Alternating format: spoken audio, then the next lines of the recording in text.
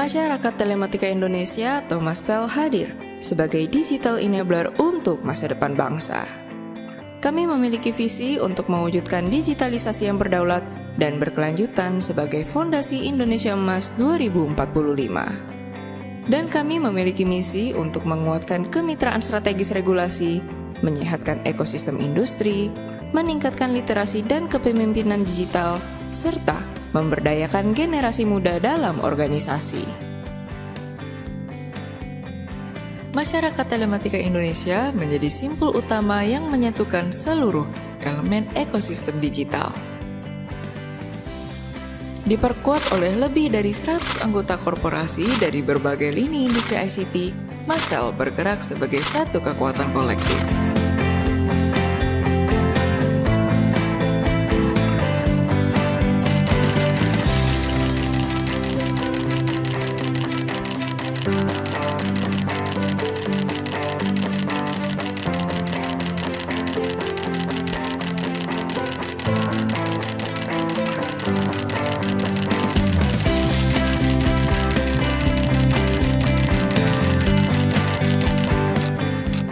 Bersinergi bersama 32 asosiasi sektoral, memastikan setiap suara dan aspirasi industri terdengar dalam harmoni regulasi. Mastel percaya bahwa inovasi dimulai dari bangku pendidikan. Melalui kemitraan strategis dengan universitas terkemuka, Mastel terus memupuk talenta dan riset masa depan. Melampaui batas geografis, Mastel menjalin diplomasi digital dengan mitra strategis kedutaan besar negara sahabat untuk memperkuat posisi Indonesia di kancah global.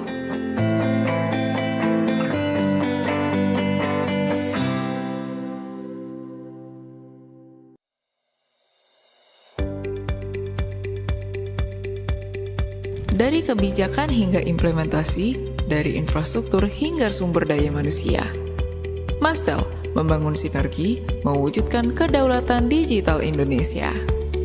Mastel Digital.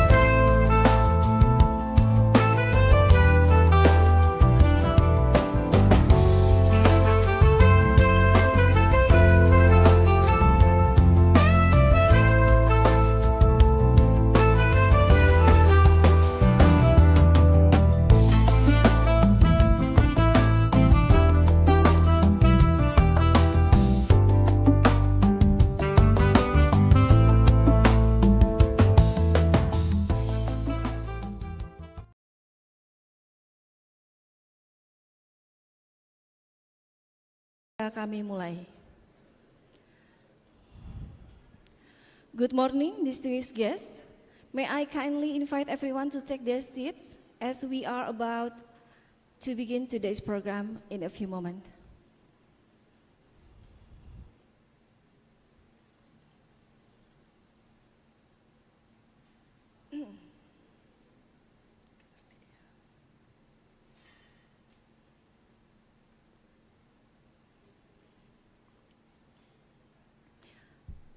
Ladies and gentlemen, welcome to Standard in Action European Union Indonesia's Digital Standards, Market Access and Interoperability organized by Mastel in collaboration with Indico Global, Sen and Senelec, European Telecommunication Standard Institute, and co-funded by the European Union.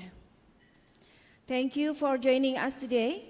We are honored to have representatives from government institutions, standardization bodies, industry leaders, academia, and international organizations gathered here to discuss the future of digital standardization and cooperation between Indonesia and European Union. We will begin shortly. Ladies and gentlemen, to begin today's program, we will listen to the national anthem of the Republic of Indonesia. May I kindly invite all distinguished guests to rise. Bapak dan Ibu sekalian mohon untuk berdiri, kita akan menyanyikan lagu Indonesia Raya.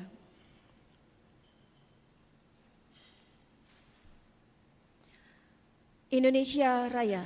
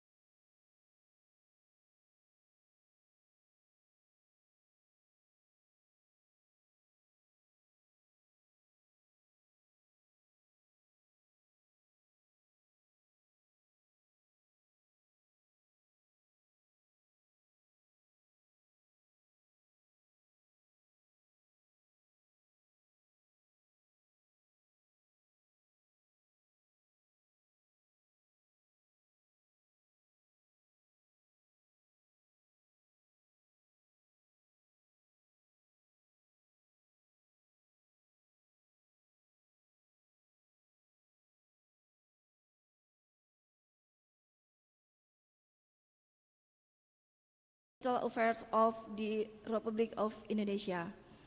Mr. Sander Hapert, European Union Delegation to Indonesia. Bapak Sarwoto Atmo Sutarno, Chairman of Mastel.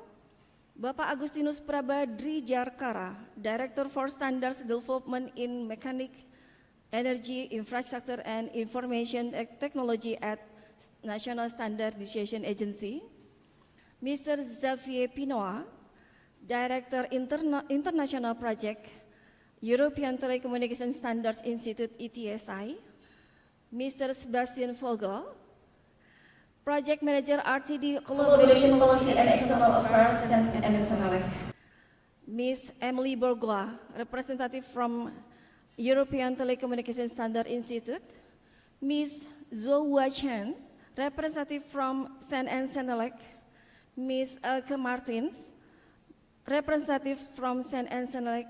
Bapak Muhammad Arif Nugroho, Chair of the Technical Standards Formulation Team, Directorate of Radio Frequency Spectrum Management, Satellite Orbit, and Digital Device Standardization, Directorate General of Digital Infrastructure, Ministry of Communication and Digital Affairs, Komdigi.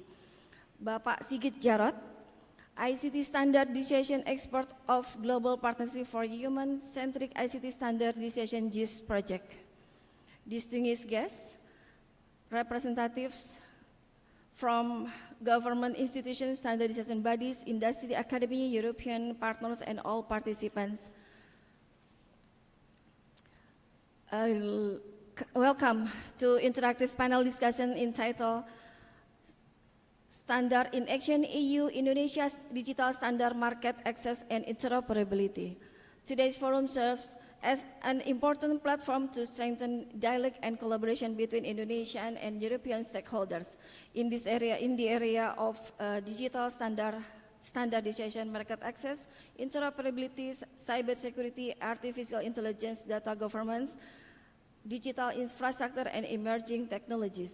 As digital transformation continues to accelerate globally, standards have become more than technical references. They are strategic instruments that support innovation, trust, interoperability, and sustainable economic growth. We hope today's discussion will contribute to a stronger partnership between Indonesia and the European Union, while creating new opportunities for cooperation across governments, industry, academia, and standardization communities. My name is Wulan, and it is my pleasure to be your master of ceremony for today's event. Without further ado, let us begin today's program. Ladies and gentlemen, to officially open today's event, please welcome the chairman of MASTEL, Bapak Sarwoto Atmo Sutarno, to deliver his opening remarks. Bapak Sarwoto, kami persilakan.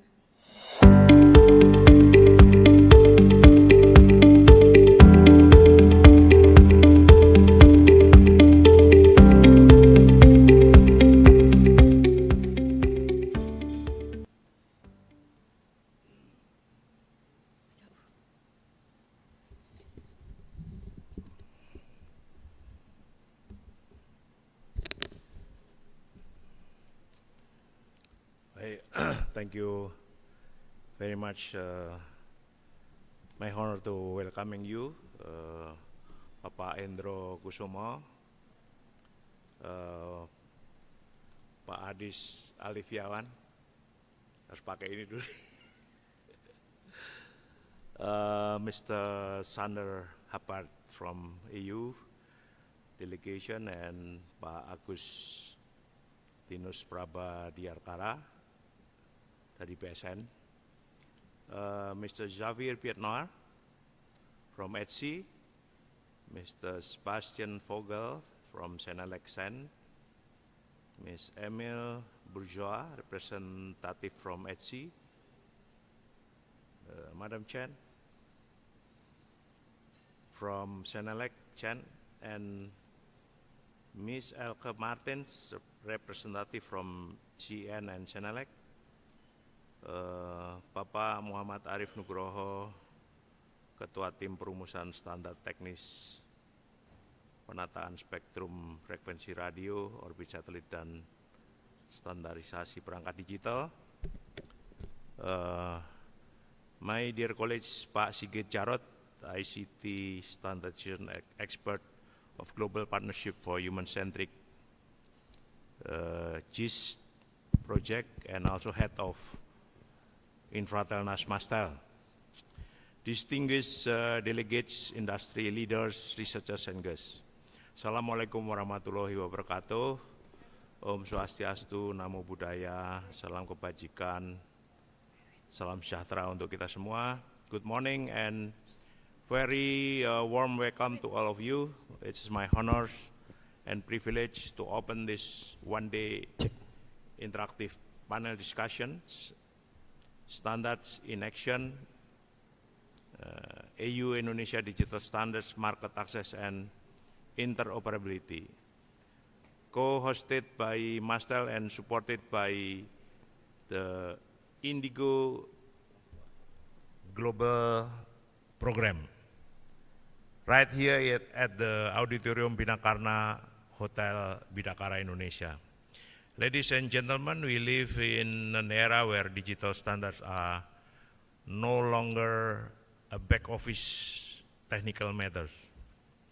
They are in fact the invisible architecture of the global digital economy, and every device that connects, every data package and that travel across a border, and every AI system that makes a decision, all of it rests upon a foundation of standards.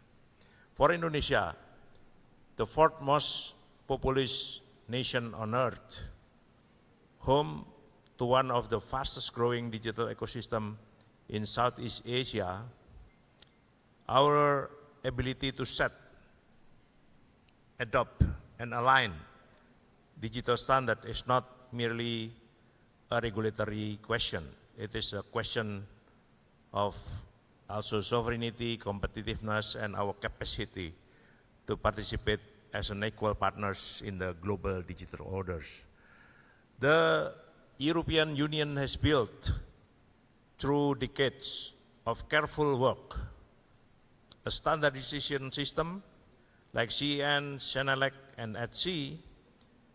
It's all, the three name is very familiar in our environment, that has become a global benchmark for how standards can drive innovation, ensure safety, open markets, and build trust.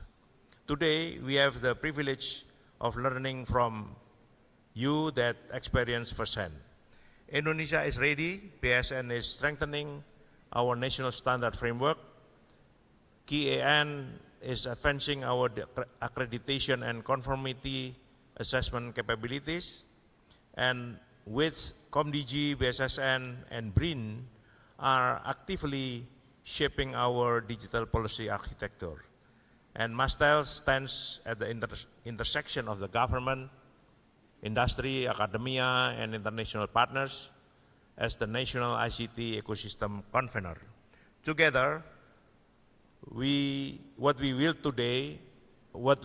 today, the dialogue, the shared understanding, the cooperation roadmap, can serve as a practical entry point for longer-term AU Indonesia digital standardization cooperation.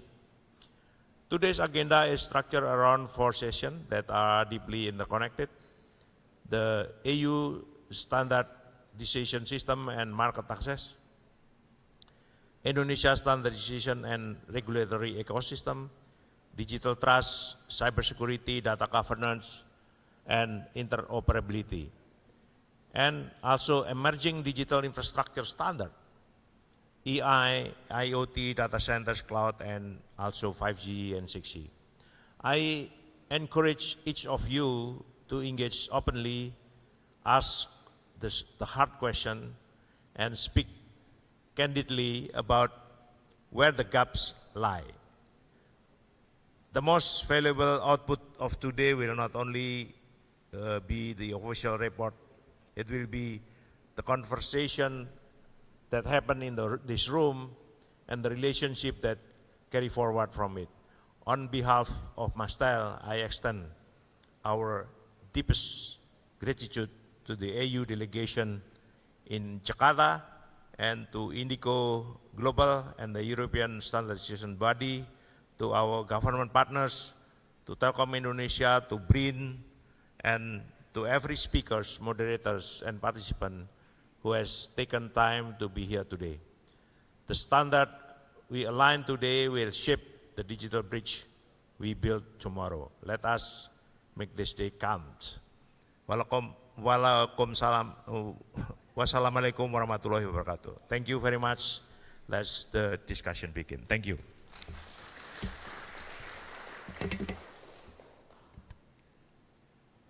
Terima kasih Bapak Sarwoto Atmo Sutarno.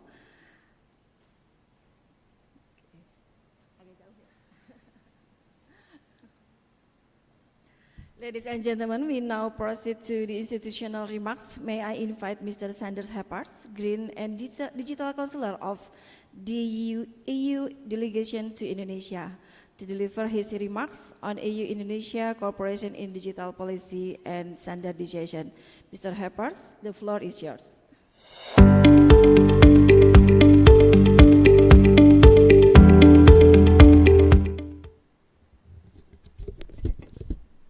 Terima kasih. Selamat pagi, Bapak Ibu. Pak Sarwoto Atmo Sutarno, Chairman of Mastel, Pak Hendro Kusumo, Deputy Chairman of BSN, and Pak Adis, Director at Comdigi, distinguished delegates, ladies and gentlemen. I'm very happy to be here this morning and to welcome you on behalf of the European Union. So my name is Sander Happaerts. I am the digital counselor at the EU delegation here in Jakarta. And I'm welcoming you today on behalf of the EU in the context of a growing EU-Indonesia cooperation, also on digital issues. And this growing cooperation is there because we have recently concluded the negotiations on an EU-Indonesia trade agreement, the CEPA, and we are looking forward to ratifying it soon. But also we are working together with the government of Indonesia on the upgrade of the EU-Indonesia partnership. So in this context, I am very happy to speak to you today. And so I am attached to the Department of Digital Economy of the European Commission. We call it DG Connect. And last year we adopted the European International Digital Strategy. This strategy is about boosting Europe's tech competitiveness, but also that of our partners.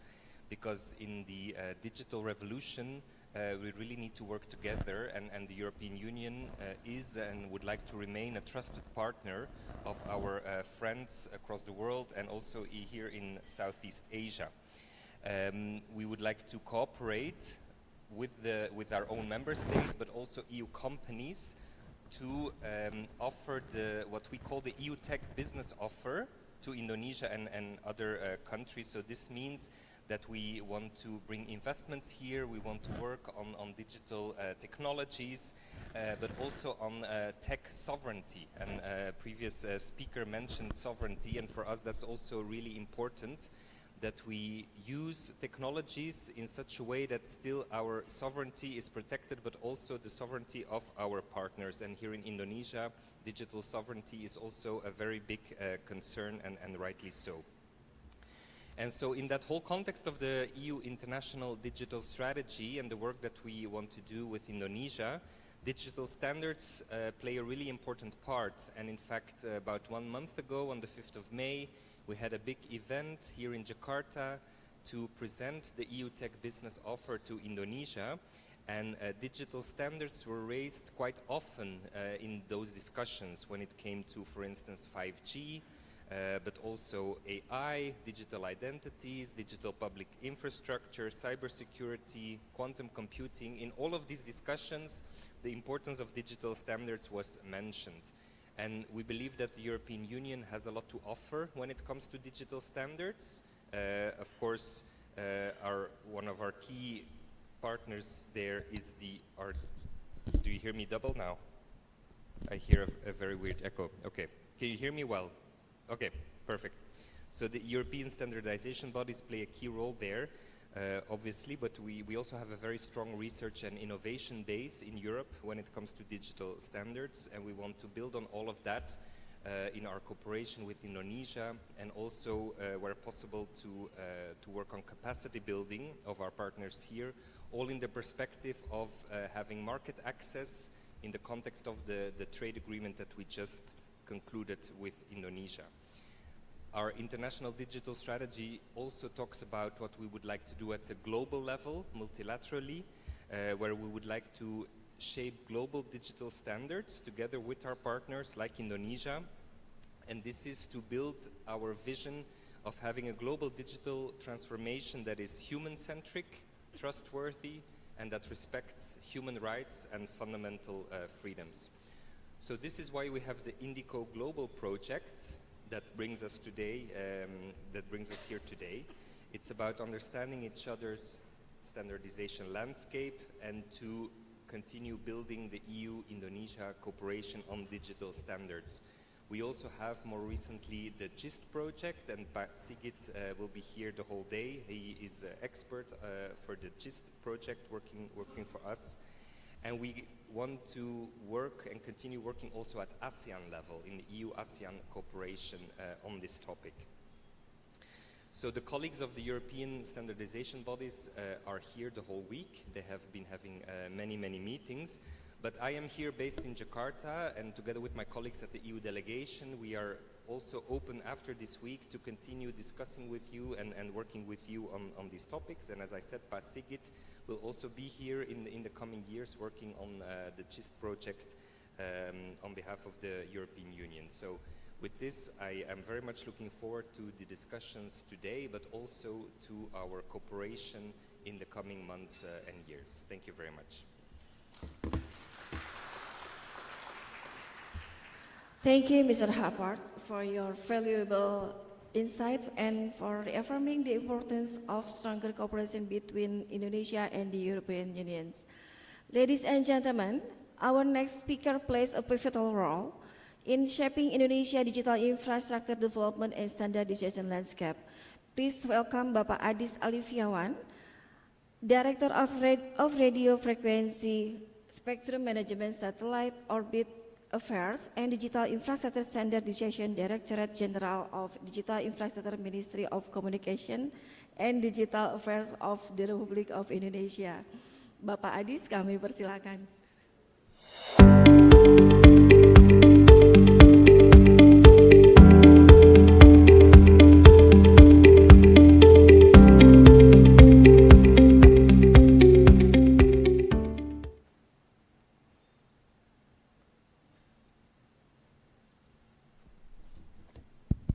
Cek, oke. Bismillahirrahmanirrahim. Assalamualaikum warahmatullahi wabarakatuh.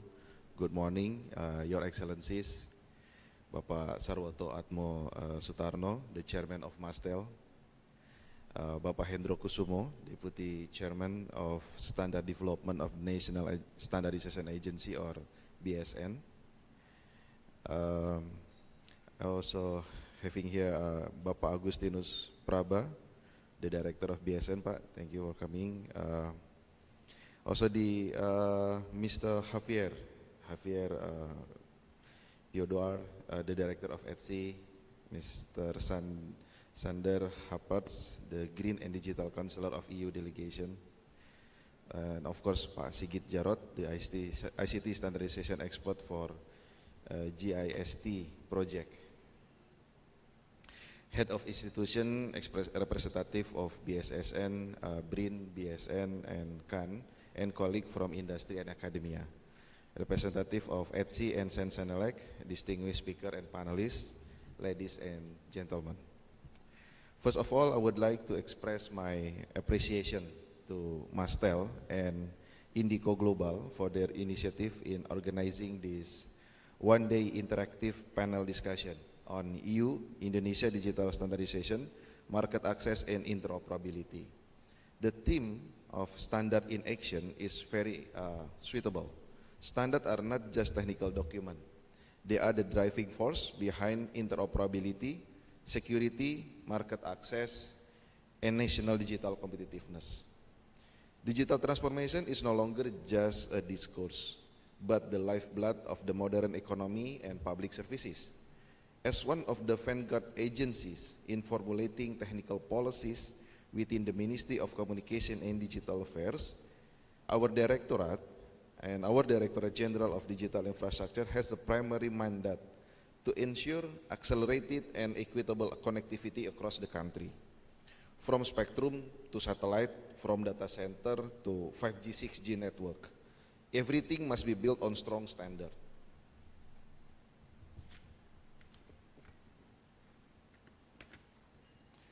I emphasize 3 key points today. First is the role of standardization in developing national digital infrastructure. It should be reliable, secure, and inclusive digital infrastructure to be built. It can only be achieved if it is built on clear technical standard. Broadband network, data center, cloud, 5G, 6G, satellite, and IoT, for example. Standard ensure interoperability between systems and reduce the risk of fragmentation. Encourage the adoption of relevant international standards while adapting them to local needs. This accelerate connectivity, foster digital service ecosystem, and open access to export market for Indonesian product. The second point is strengthening the national standardization ecosystem. It is necessary to accelerate the formation and maintenance of relevant technical committee for digital infrastructure, with the active participation of industry and academia to ensure that standards are practical and implementable. Encourage strengthening accreditation and conformity assessment capacity through the BSN and CAN, National Accreditation Commission, and the development of certified testing laboratory to ensure product and services meet the national standard and international standard. The government cannot act alone. Our DG continue to strengthen collaboration with various stakeholders to develop, test, and enforce the standardization regulation. Consistently conduct spot tests and evaluation of the conformity of telecommunication devices circulating in the market to protect consumer. Last point I would like to emphasize today is the regulatory alignment and international harmonization. I believe that this is the most relevant one with today's discussion, that the standard and regulation must reinforce each other. Regulatory audit are necessary to identify overlap or gaps that hinder the implementation of digital standard. Harmonization with regional and global framework will facilitate international market for Indonesian product and increase trading partner confidence. Standardization is not a quick process. This is a collaborative process that requires cross-sector commitment. With a clear roadmap, a coordinated ecosystem, and aligned regulation, Indonesia will be able to build a digital infrastructure that is secure, interoperable, and globally competitive. That concludes my remarks. I hope this discussion will result in concrete steps that strengthen the national digital infrastructure. Thank you. Wassalamualaikum warahmatullahi wabarakatuh. Waalaikumsalam warahmatullahi wabarakatuh. Bapak Adis mohon untuk tetap di tempat untuk sesi foto bersama. Oke, Bapak Ibu sekalian, before we proceed to our first panel speaker, may I kindly invite our distinguished speaker of the opening ceremony to join us for an official photo session. So may I invite Bapak Hendro Kusumo, Bapak Sarwoto Atmo Sutarno, Mr. Sander Hapart, Mr. Xavier Pinoa, Mr. Sebastian Vogel. Okay. Bapak Heru, foto bersama.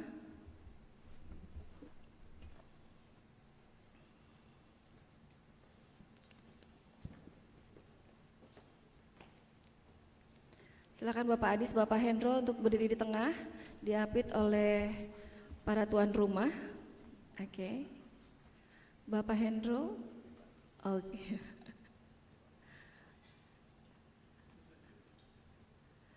Oke, siap. Oke, silakan 1, 1, 2, 3, 4. Oke, next.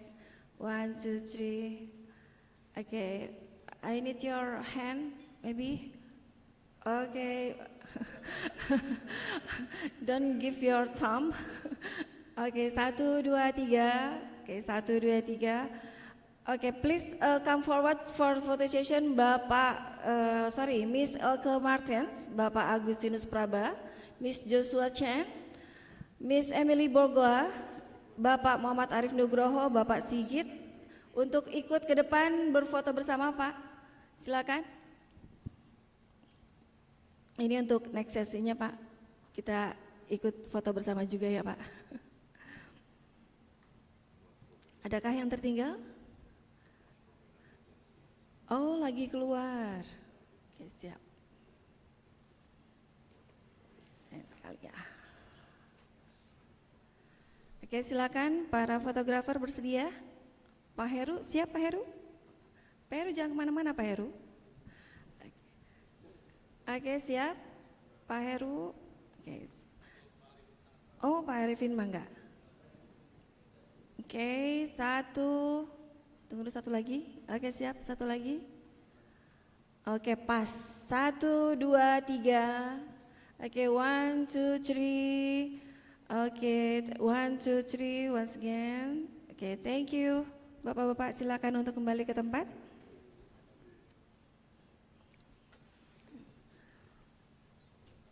Oke, ya. Pak Sigit untuk tetap di tempat, Pak.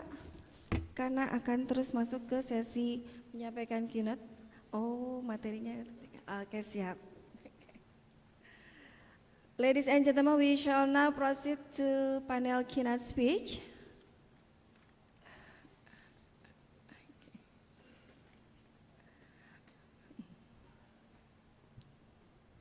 Okay, please welcome Bapak Sigit Jarot, ICT Standardization Expert for the Global Partnership for Human-Centric ICT Standardization GIS project, who will present the study on Indonesia ICT Standardization Landscape.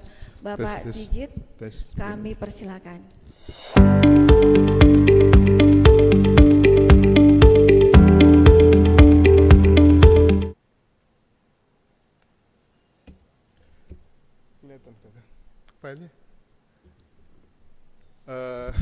Good morning, ladies and gentlemen.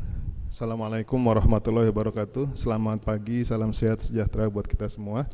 So in the next 10 to 15 minutes, I will be sharing some findings from one of the initial activity in the GIS project in Indonesia, which is ICT standardization landscaping in Indonesia. In 2026, and of course this is not so long study, just 2 to 3 months. We formulate this or format this for the policy oriented blueprint for this EU-Indonesian cooperations. Next slide, please. Okay, I will introduce very briefly about the GIS project itself. GIS project, GIS stands for the Global Partnership for the Human-Centric ICT Standardizations. The objectives of GIS projects are twofold. The first one is to strengthen long-term relationship between EU standard setting bodies and also the relevant bodies in the selected partners, countries, and regionally. So GIS has setting 3 selected partners in Asia, Indonesia, which will be also covering the Philippines, and in Africa, there are 3 selected partners, Nigeria, Kenya, and Egypt, which is also covering Tunisia, and one in South Africa, which is Colombia. The second objective is to support the availability and uptake the international ICT standards that reflect shared priorities around environmental sustainability, gender responsiveness, and human-centric approaches. So and there are several priority domains like AI, 5G, 6G, data centers, cloud, IoT, and also emergency communications. This project is a 4 years project from 2025 until 2026. But myself as an expert involvement is 3 years from the beginning of this year, 2020, 6 until 2028. Yeah. So 4 years from 2025 until 2028, but my involvement is from 2026 until 2028. Next slide, please. So we'll start with the having the macro visions about the digital in Indonesia itself. We see that from 2020 until 2024, mandate to lay groundwork for Indonesia's long-term transformations, as presented by Komdiji. And then in the future, we are targeting until 19% of GDP from the digitals. And also, we are facing the demographic bonus. Next slide. So, we can summarize the Indonesian digital roadmap in one slide like this, that towards 2025 until 2029, Indonesia is targeting more than 600,000 digital talents training, and also the UMKM SME digital scaling, and also having the visions of terhubung, tumbuh, terjaga. Terhubung means connected, and then tumbuh means growing, and terjaga means safeguarded. Next. And then here we can see one paradox, that in one side, very high ambitions in digitals, but on the other side, fractured technical foundations. And some of the fractured technical foundations is, of course, we see that some are related to the standardizations. We can say that Indonesia is running hyperscale digital economy on a standardizations deficit. Without technical roots, sovereignty is compromised. Next. So if we simplify the legal structures of the standardization in Indonesia, we can model into 3 layers. The first one is the primary legislation layer. This is about the law number 2014 about the BSN, and also law number 27 2022 about the data protection, which is very highly inspired by from the GDPR, and also law number 59 2024, which is mentioning about the Indonesia Emas, or Golden Indonesia 2045. And then in the second layer 2 is strategic planning. Every ministry, every agency, institutional body in the government has the Renstra, institutional planning. And then above that are the layer 3 is the technical regulations, like the 5G allocations, and then cybersecurity policy, and so on. So in this, we can see the standardization is precondition for achieving the RPJMN, Indonesia National Midterm Plan targets. Next. But if we see into the achievement of standardizations, then actually Indonesia, according to the BSN information, possess a highly credible, internationally integrated quality infrastructure foundations. Based on the BSN document, BSN in 2025, the overall KPI realization is more than 100%, 101.52%. And there are 64.32 new SNI harmonization rate, which is exceeding the targets of 32%. And also quite a lot of active SNI, national standards, more than 10,000. And quite a lot of high capacity BSN specialist staff. And according to GQII ranking, Indonesia ranks in number 23 globally and number 1 in ASEAN. This is very good baseline. Next. However, regarding this very good, strong baseline, if we zoom in into the ICT sectors, so there are some acute gaps. Some of them, for instance, AI deficits. So far, 5 foundational AI SNI are published, but no dedicated technical committee which is focused on AI. 5G, 6G also deficit.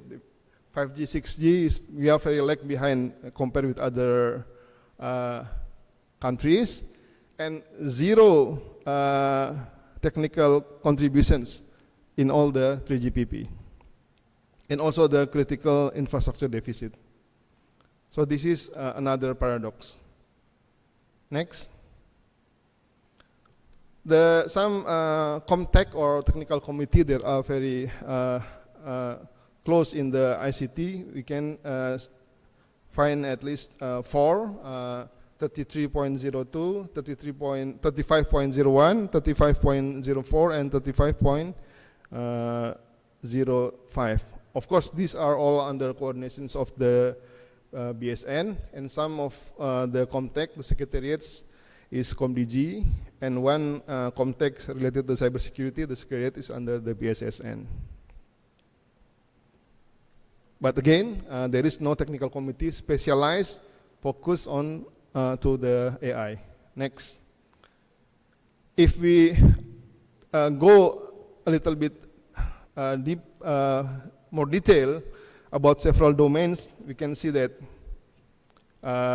in cybersecurity, it is having highly urgency in policy dimensions.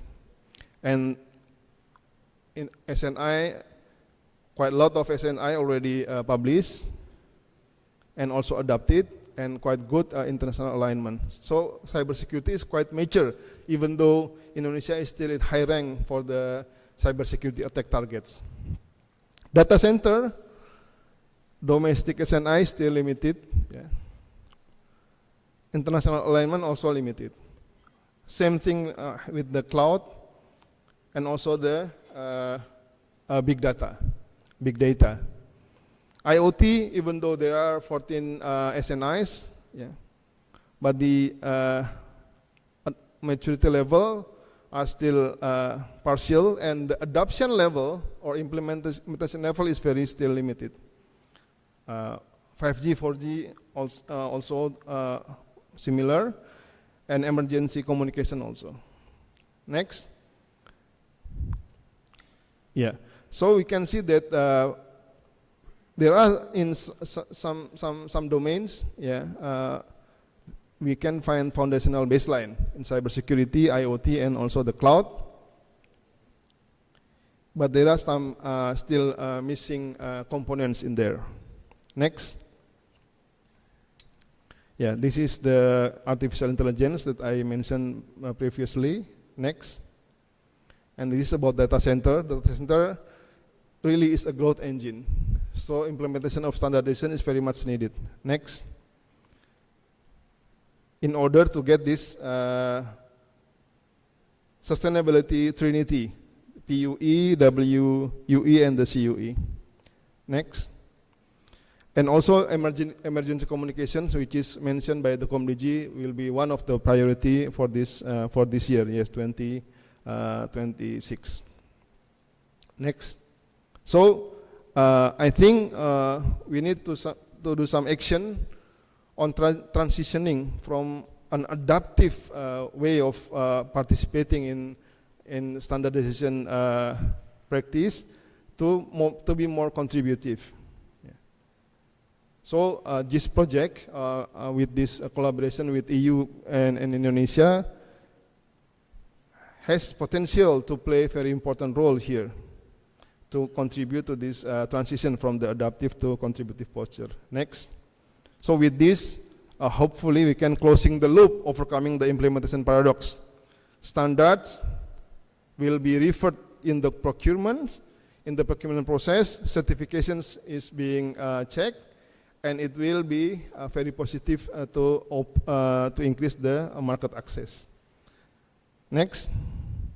So this is the last but not least, from afterthoughts to architectural foundations to fulfill the midterm plan 2025-2026 digital transformation goal. Indonesia must stop treating ICT standardizations as a downstream compliance exercise. As mentioned by Pak Sarwoto in the beginning in his speech, that standardization is the architectural foundations of digital sovereignty, interoperability, and regional leadership. So this project can provide the blueprints, the international technical linkage, and also the targeted intervention to bridge the gap, and implementation begins now. Thank you. Assalamualaikum warahmatullahi wabarakatuh. Waalaikumsalam warahmatullahi wabarakatuh. Terima kasih Bapak Sigit for providing valuable insight into Indonesia ICT standardization ecosystem. Ladies and gentlemen, we now enter our first panel discussion, European Standardization System and Market Access. This session will explore the governance of the European Standardization System, the roles of CEN/CENELEC and ETSI, as well as how standards support regulatory compliance, interoperability, and access to the European market. To moderate this session, please welcome Project Manager RTD Collaboration Policy and External Affairs from CEN and CENELEC, Mr. Sebastian Vogel. Mr. Vogel, the session is yours.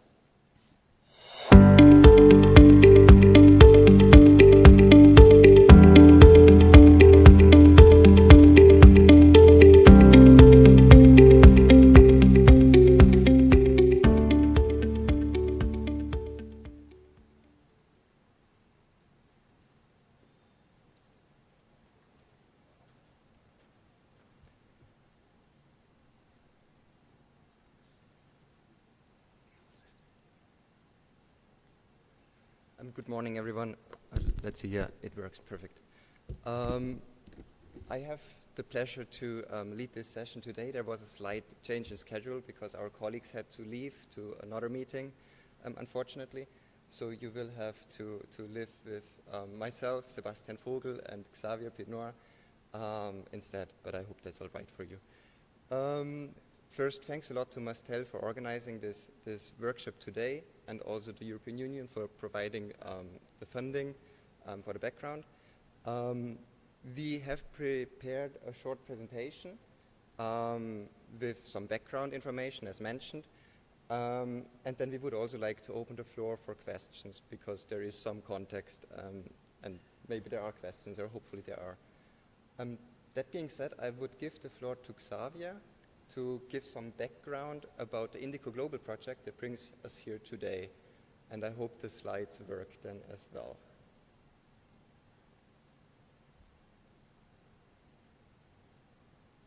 In a minute.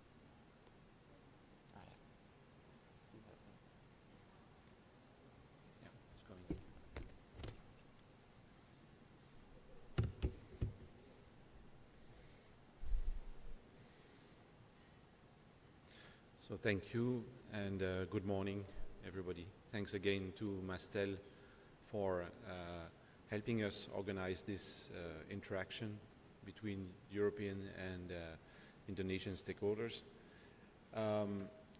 We are going now to present and give an overview, let's say, about the European standardization system as part of an exchange where we are going then to learn about the Indonesian standardization system, and the idea is to develop this mutual understanding so that we have a strong foundation on which we can build technical exchanges in support of alignment and harmonization of our approaches for digital.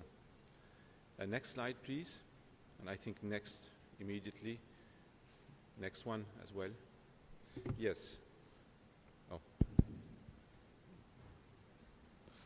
Maybe you hear me better now. Yes. So Indico Global is a project that aims to build and strengthen relationships between European and non-European partners in the area of digital standardization. The idea is to, let's say, develop a common understanding and cooperation around challenges that have no real concept of borders. The word for digital is really open, and it is important for us to develop this cooperation and address challenges in a common way with a set of trusted partners. Indico Global is a 3-year action that is taking place in several regions of the world. As you can see on screen, our scope, geographical scope, is the dark blue. It's there. Dark blue zones on the map, and the scope, the technical scope, is all about the trending topic, if I may say, for digital with AI, data, 5G, and beyond 5G, the Internet of Things, cybersecurity, electronic identity, digital public infrastructures in general. And this is Indico Global, and this is the context in which we establish this exchange today with the help and support of Mastel, but also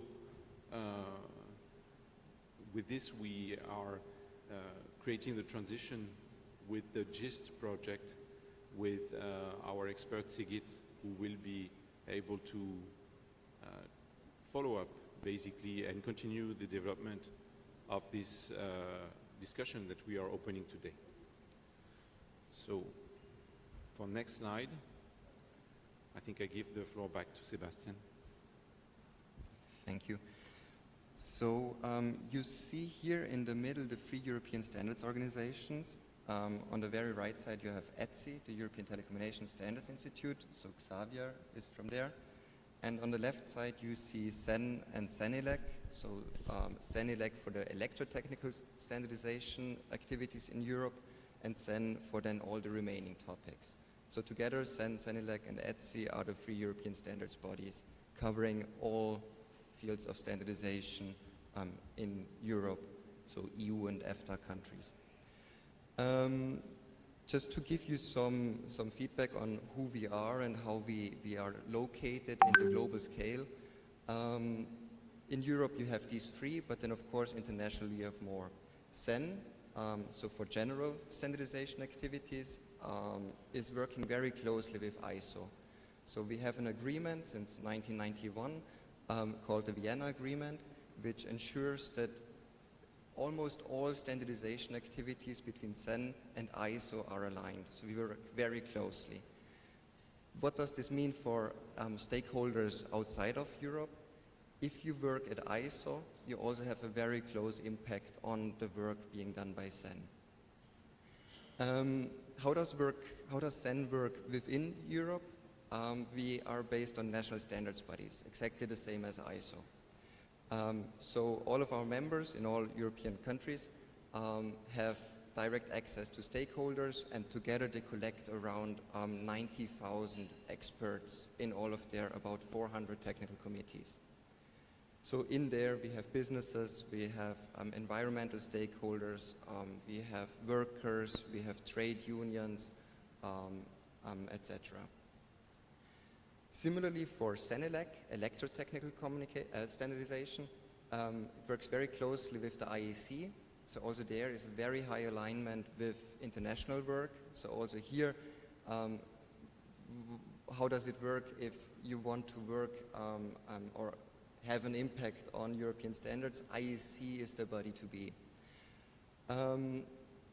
Yes, so CEN and CENELEC together have about 25,000 standards. So that's quite a big assortment of standardization activities. But yeah, spread across 400 different technical areas. So it's a big organization, but it is also there for about 500 million people in Europe. Then on the right side, we have ETSI, the European Telecommunication Standards Institute, which is directly based on industry participation. So companies can directly join them rather than for CEN and CENELEC where it is based on national participation. So the NSBs are our members. For ETSI, you have direct industry participation. And this also makes sense if you look at the nature of the standards. ETSI is very much focused on ICT and digital standardization, as well as, of course, telecommunication, which has a much more global scale and international impact. ETSI works also very closely with 3GPP, with ITU, also with IEC, ISO, but more on less stable agreements than Vienna and the Frankfurt Agreement for CEN and CENELEC. Yes, and of course, CEN, CENELEC and ETSI all have their collaboration agreements with research institutes directly, so to also include the new emerging topics in their activities. On the next slide, we have an example.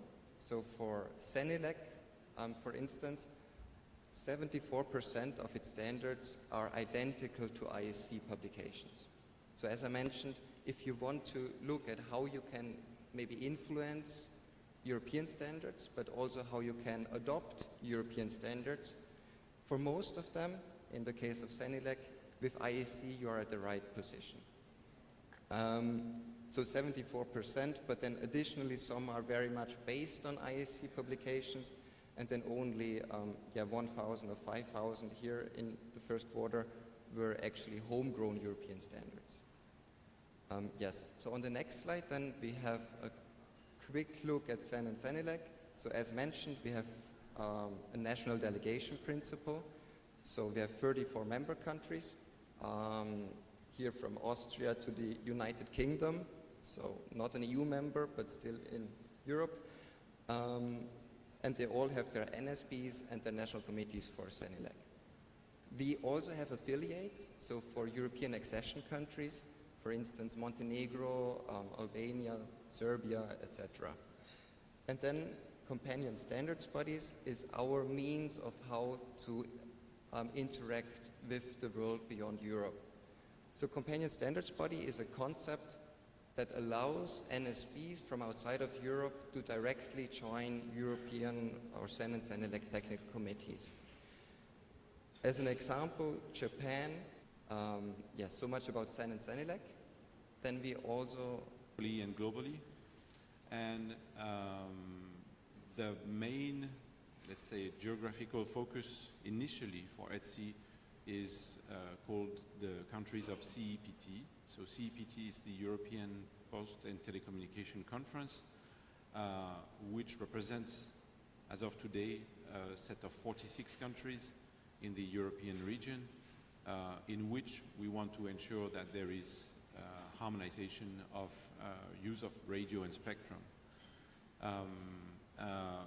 which are represented by their administrations or potentially by their national standards organization. We develop a set of standards that answer the local and regional requirements. For the EU, we develop standards in answer to the European legislation, and for these, only the nations from the member states will have a say in the start and adoption of results of the work, and also for the statutes changes and the rules of procedures update in ETSI, the voice of the national representation is the one that prevails. However, when it comes to developing the technical content of standards, it is, as Sebastian mentioned, direct participation of industry.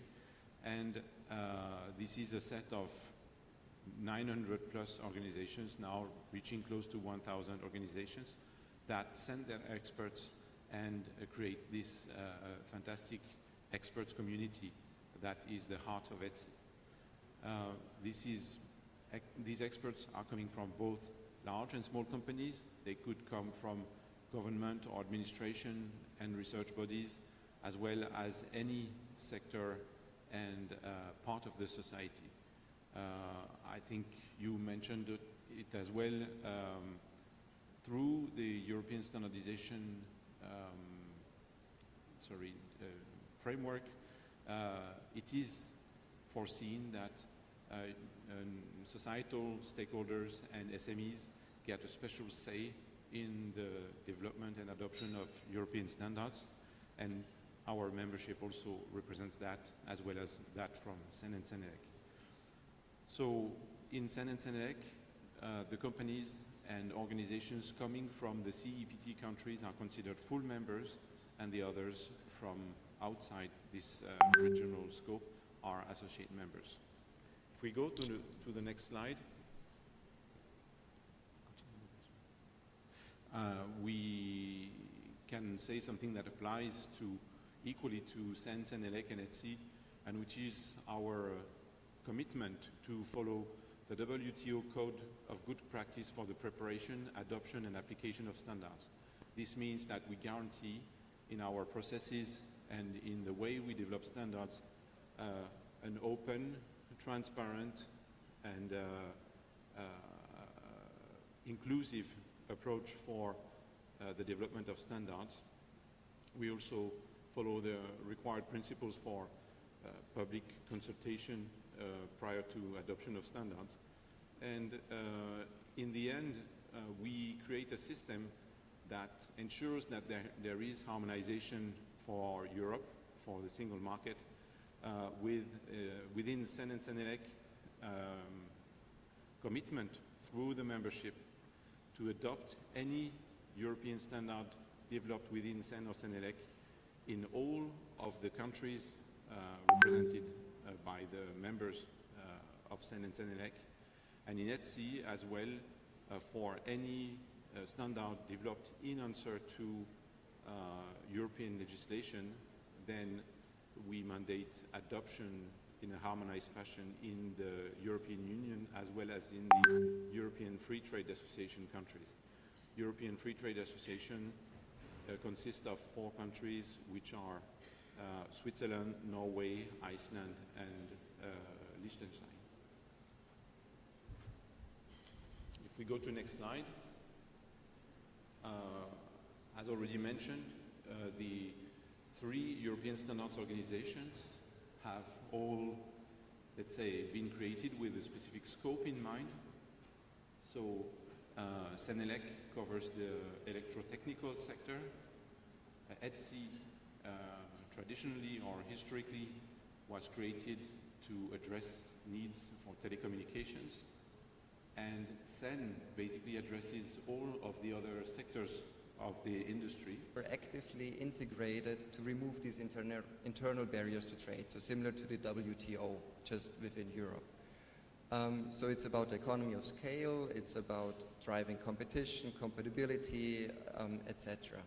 But what is special about the European Union in this case? Because I think you all know these features of standards. What's special in the European Union, in context there, is that if we have one European standard adopted by CEN, CENELEC, or ETSI in response to legislation, they are adopted by all national standards bodies. And if this responds to legislation, as we see on the next slide, then it also comes with something that we call presumption of conformity with the law. So we have standards that are driven by market needs, that are not connected to legislation. They are adopted across Europe by CEN, CENELEC, ETSI, and national standards bodies, but then we also have standards that respond to regulation. So what it means is you have regulation, just to put it on the one side, it's mandatory, it's the legal act, it's established by the European Council and the Parliament and the European Commission. It provides the essential requirements. So in most of these legislative acts, you have essential requirements for safety and health. And then standards on the other side, they are always voluntary, always. They are a technical self-regulation. I think we all know that, and they're developed by Sensenelec and ETSI, and they include specifications on how to comply with the regulation. And if the Commission says this works well, so this standard is suitable for this legislation, then it becomes this European harmonized standard. And industry can use these standards to gain market access to all of the European countries.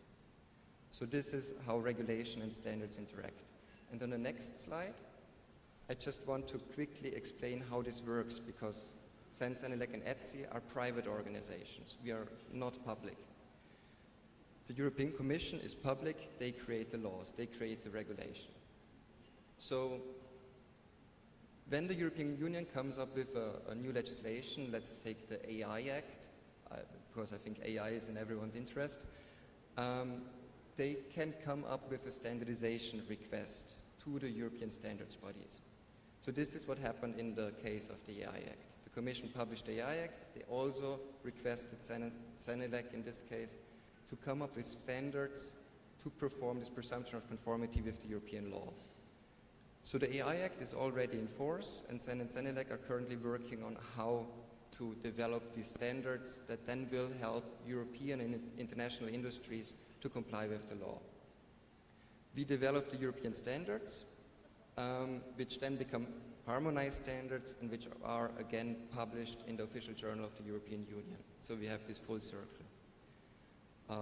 This is what we call public-private partnership in standardization in Europe. Yes, next slide, please. Here is an example of the official journal. I think this is about electromagnetic compatibility. Yes.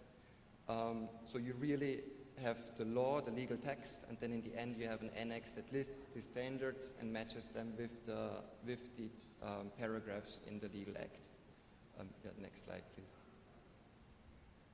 Should I? One thing which is important to note also in what you said is that the AI, for example, shows exactly how our activity is split between the answer to the requirements coming from legislation, so through the AI Act, and also the push from the market to develop some standards that answer their needs. For example, Senelec are working on the standards that are really addressing the requirements coming from the legislation. And in ETSI, there are some other activities on AI. We will probably come back to that in the afternoon, which focus on needs that have been brought up by industry players about how we can secure AI, or for example, how we test AI systems. And these elements are not coming from the legislation, but rather driven by the market.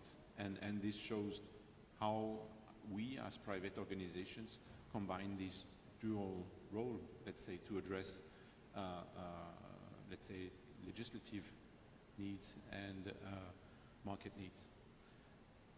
And all this framework for standardization in Europe is captured in a regulation which we call EU 1025 from 2012.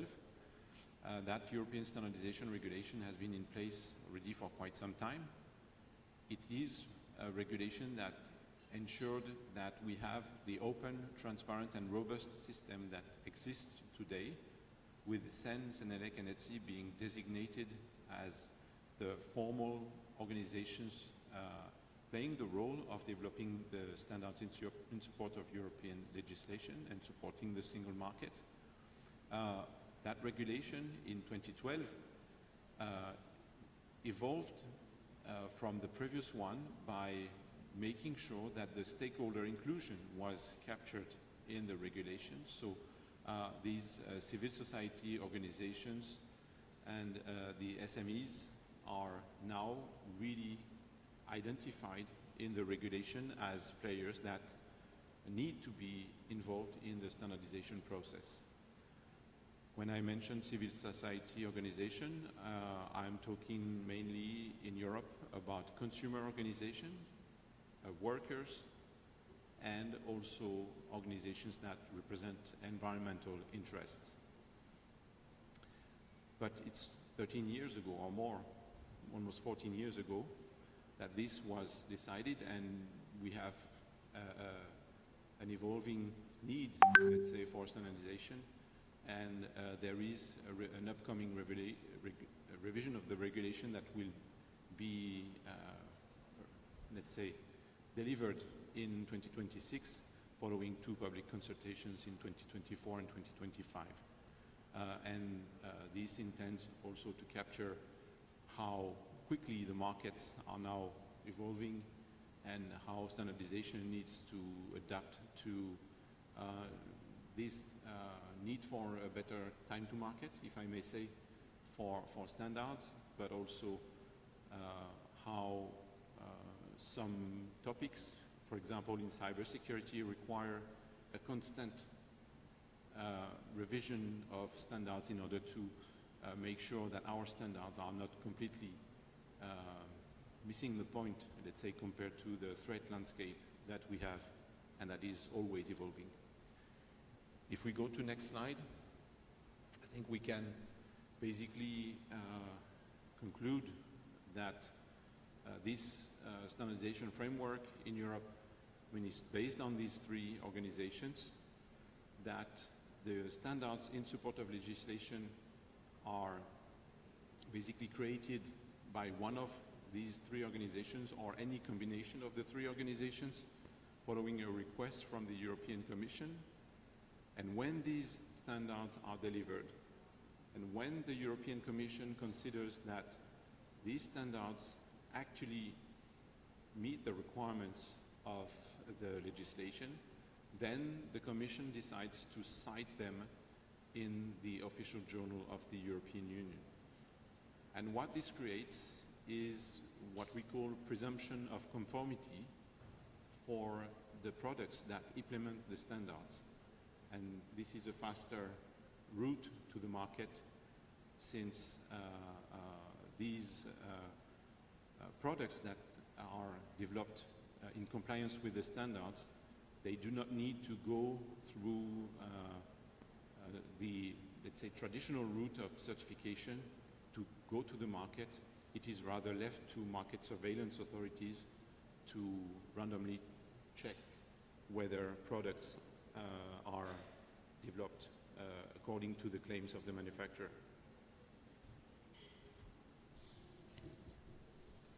So if we go to the next slide, this is a very busy slide. We don't want to go in every topics there, but it's just to flag how many topics are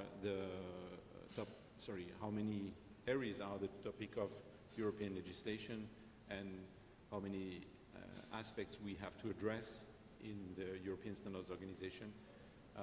I like to flag the first one, which is accessibility, because it is a topic that also reflects how inclusive the work of standardization is, not only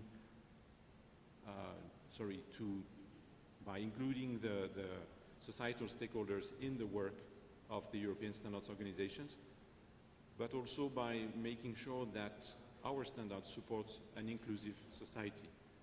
And so through this joint work between CEN and CENELEC and ETSI, we have developed a standard for accessibility of ICT products and services, which is adopted, of course, in all of the European Union, but also way beyond that. In India, for example, in Canada, in Australia, these standards are adopted as well. Next slide, please.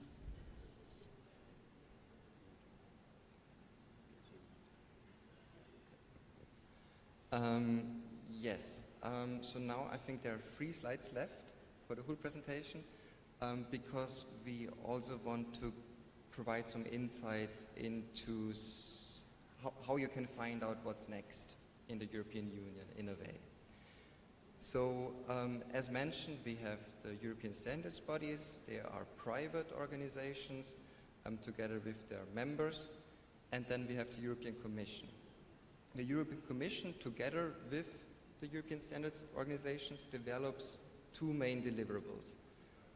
Sorry for the abbreviation here. The first one is the Annual Union Work Program, and the second one is the ICT Rolling Plan. And I have one slide each about what they are.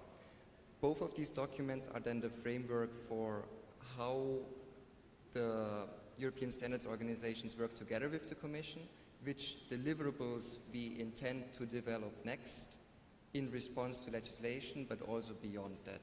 And then, of course, they're also the framework for how our funding framework together with the European Union. So on the next slide, there is a presentation about this Annual Union Work Program. It is an expert group by the European Commission, and it's about all kinds of standardization activities. So in support of green, digital, the broader field here. It's about aligning European policy priorities on the one side with European standardization activities on the other side. It's an expert group that consists of the 27 European member states, the standardization organizations, but also representatives of industry, civil society, academia, and additional countries, but also, for instance, the defense sector is in there. This document, the link is on the slide, and I think they will be distributed, is available online. It's published every year, and it's really about what's next in standardization. Then on the next slide, you see the ICT rolling plan. So this is the second big deliverable by the European Commission, and this really focuses on ICT standardization. So the first one is general, and this has a clear focus. So also here we have a similar field of representation with a focus on ICT. And this group advises the Commission on more focused topics related to ICT standardization. Xavier is actually a member of this group, so I'll give the microphone to him. Thank you, Sebastian.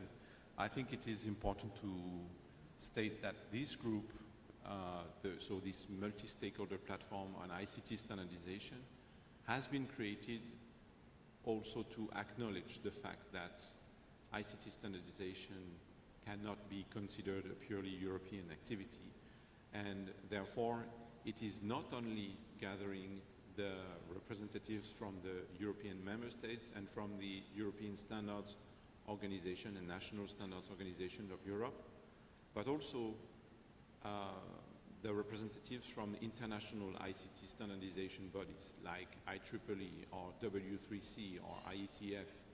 And this is in order to have a comprehensive view and understanding of the standardization landscape for ICT.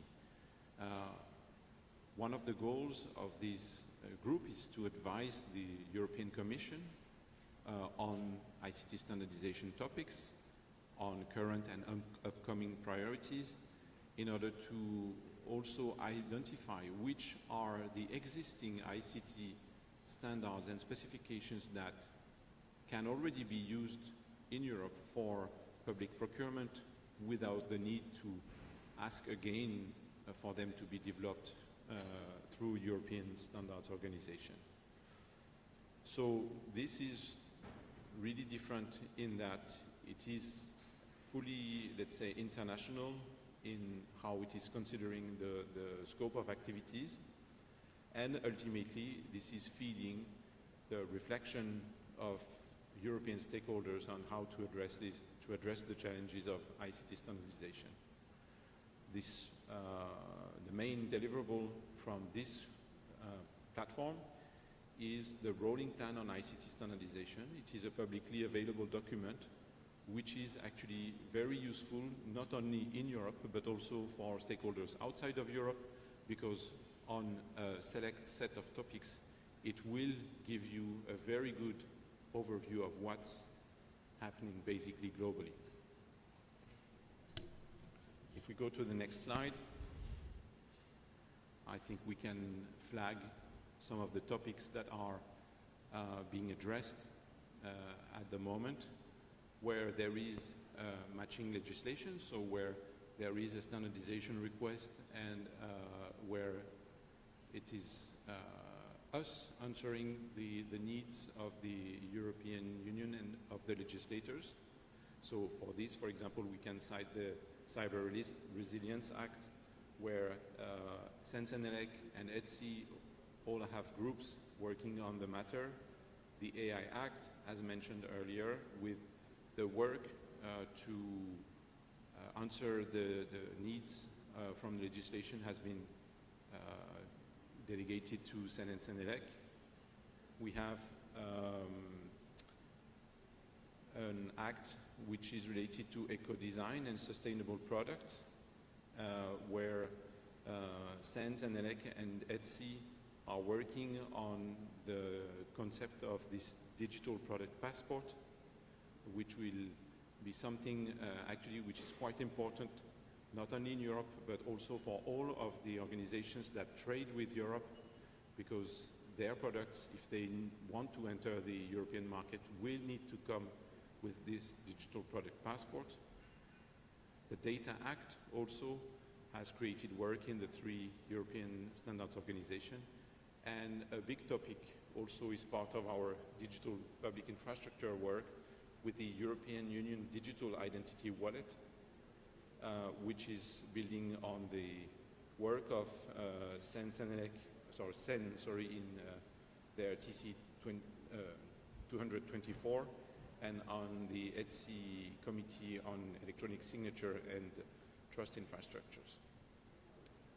On the other side, you see that without a trigger from the European legislation, we also have work that is addressing these distributed ledger technologies, including blockchain, hyperloop systems, or quantum technologies, which is something which is about to change because there is a Quantum Act brewing in the European Union, and also 5G and 6G networks and mobile telecommunication systems in general are not driven by legislation. Next slide. Okay, so we are addressing European needs, but we are also part of an international ecosystem. And in both Senelec and ETSI, we have in our DNA this international cooperation. And in order to support this international cooperation, there is in Senelec a number of memoranda of understanding with regional standards development organizations that provides a framework through which European standards can be adopted beyond the European Union borders. There is also a status that Sebastian mentioned already, which is the companion standard body status for national standards organizations coming outside of Europe, and which enables them to be involved in the work of the technical committees in Sen and Senelec.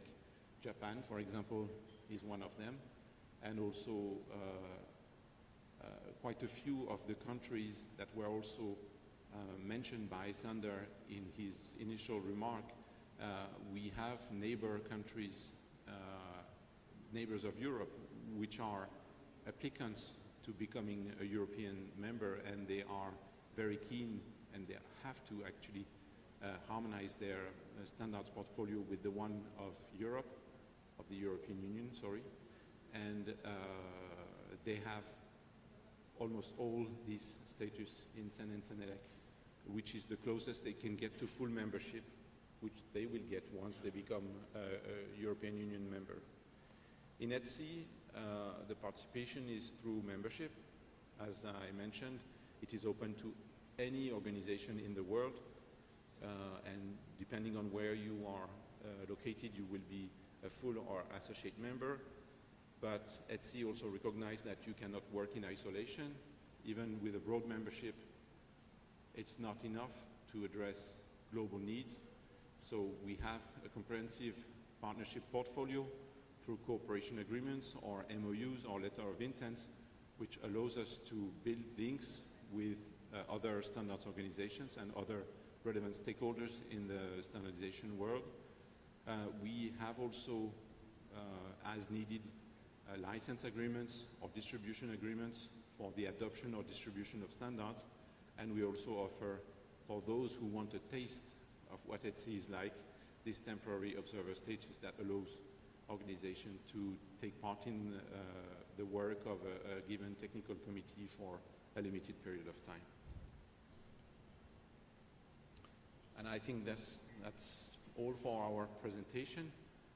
We would be happy to answer questions from the room, if any, or during the break. It can also be a moment to ask us any question you may have. Thank you.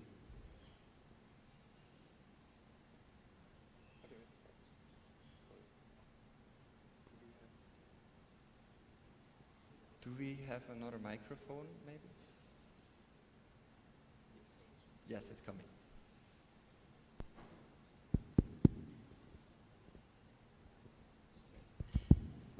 Okay, good morning. First of all, I really appreciate the insightful presentation. My name is Danti.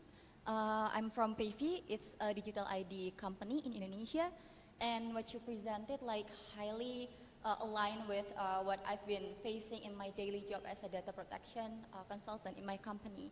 So as you've mentioned that both ETSI and SEN and Senelec also provides like communication channels to act as a bridge between business side and with the EU governing bodies or like the decision-making bodies.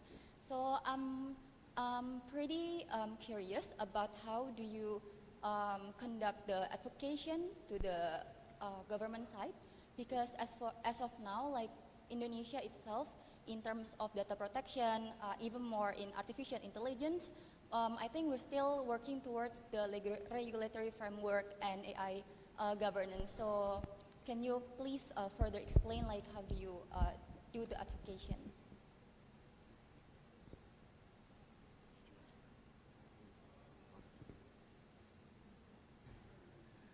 And we're just making sure we understand your question correctly. I'm not sure I fully heard correctly, but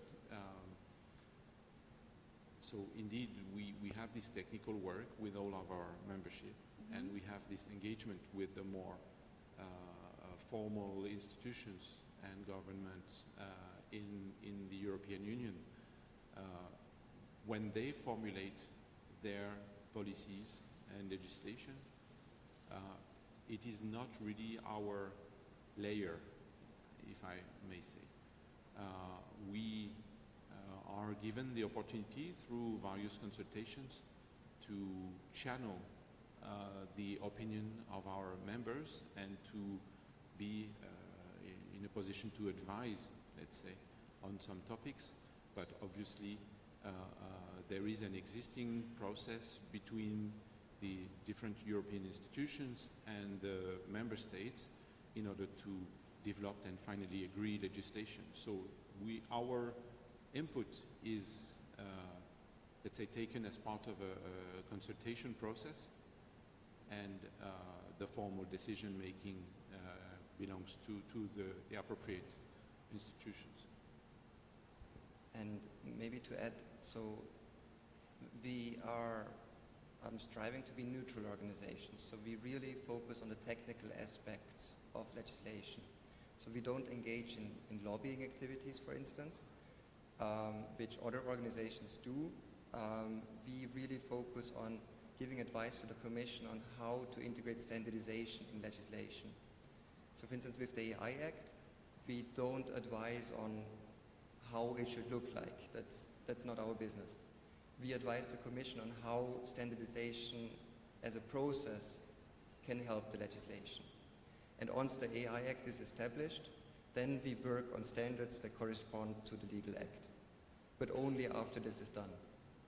So we only engage on the essential requirements of the regulation and the technical realities of the market, how they correspond to the Commission then, or to the Commission guidelines, laws, etc. Yes, so that's the technical work then. Does this answer your question? Yeah, thank you so much for the clarification. So I'm wondering, like, you mentioned that you're not like a decision-making body or like the intermediary, but more of like a communication forum, I would say. A communication forum? Yeah. And I was wondering, like, how do as a company, like, approach Etsy and also CAN and Sinelec? How do we, like, cooperate or, like, join the organization? So I think first thing first, let's say clarification. We are a decision body, but at our level, and we are part of the technical layer. We are not part of the policy layer. Yeah. So that's why we answered to your question saying that as far as the policy level is concerned, we will answer some consultations in a neutral way that channeling maybe some elements coming from our technical experience that may be useful for the policymakers to consider in the development of the policies.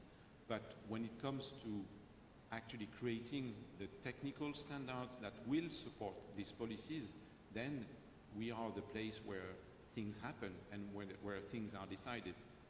So that's the clarification I wanted to make first. And then to engage in the Etsy or Sen and Senelec ecosystems. For Etsy, thanks to this direct participation option, your company or any company in Indonesia could become an Etsy member. So you can contact me and I would put you in touch with our people in charge of membership in Etsy. In Sen and Senelec, I think that would be a bit different. Maybe if BSN, for example, the national standards body in Indonesia acquired or became this companion standard body for Sen or Senelec, then your voice as a national organization in Indonesia could be channeled by BSN in that relationship with Sen and Senelec. Am I correct? Yes. And also to add, I think I mentioned in the very beginning, Sen and Senelec work very closely with ISO and ISE. So also here BSN is a member of the international level, and your company might also be a delegate to ISO and ISE via BSN. And there are, in the end, our experts as well. And in the case of Senelec, like almost all standards are identical because our experts, most of the time, prefer to sit at IEC over Senelec because those are international topics, not European ones. Yeah. Thank you very much. I think I could really use like the expertise from your side. So yeah, maybe I will reach out to you later. Thank you. Thank you. Parudi, please, Parudi, your question.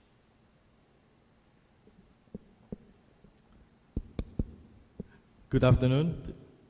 My name is Rudy Rustia. I'm from Mastel Board of Professional and Association, and I'm also from the Association of Big Data and AI. I have two questions for you. One is about you mentioned about AI Act. So, how is now the status of the AI Act? I think it's already become an act, yeah, in EU. And how is it the AI Act will govern the governance of the AI Act? Because it seems like when we are now in the agentic AI generation, many jobs could could be replaced by this agent, by this AI agent. Yeah, and so how is the AI Act or the policy from EU to on this issue? Second thing is we are also doing something on the PQC, post-quantum cryptography. You mentioned about the quantum Act, yeah, and how is the status now? Because now because quantum is going to be more commercialized, but there are still a problem with the error state of the quantum. So probably you could also update us how what is going on with the quantum Act. Yeah, thank you. So very quickly, because I think we will talk about this in the afternoon a bit more. For the AI Act, it's already published, it's already in force, but there is a transition period until requirements are enforced. In terms of standards and standardization that will explain to industry how to work with the AI Act, these standards are not published yet, so they're still in progress, and they're expected to be published by early next year, if I'm not mistaken. So on our website you find a list of standards. There is actually a dedicated website for this. It's called jtc21.eu, also funded by the European Union, by the way, which lists which standards will then correspond to the AI Act. But they will be published, I think, next year. And there is this transition period. For the Quantum Act, it will be published by the European Commission later this year. So right now we do not know what's going to be inside it. And then SenseAnilec and ETSI will work on standards corresponding to this Quantum Act once we know what is in it. But on the technical side. Maybe something related to quantum. So the Quantum Act will focus on quantum technologies and their use. PQC is a strange animal, if I may say, because it is something where the word quantum appears, but which is not using quantum technology. It's actually how we protect ourselves from the leap in computing power that is brought thanks to quantum technology. And so post-quantum cryptography, or as we call it in ETSI, quantum safe cryptography, is something that has been a topic of work for 10 years or more already in ETSI. We think that it is a super important topic because even now some organizations, let's say, we understand, are already capturing or logging data transfers that they are basically capturing. They don't know how to decrypt these flows of information, but they are keeping that and storing that for the moment when they can be able to decrypt these things. And so it's why it is very important already now to start the transition to quantum safe algorithms, because it's the impact of quantum computing and the ability to break traditional encryption will not only start when these capabilities are available, but it will to some extent be applied retroactively on data that has been saved for the moment where this is possible. So it is something on which ETSI has worked a lot.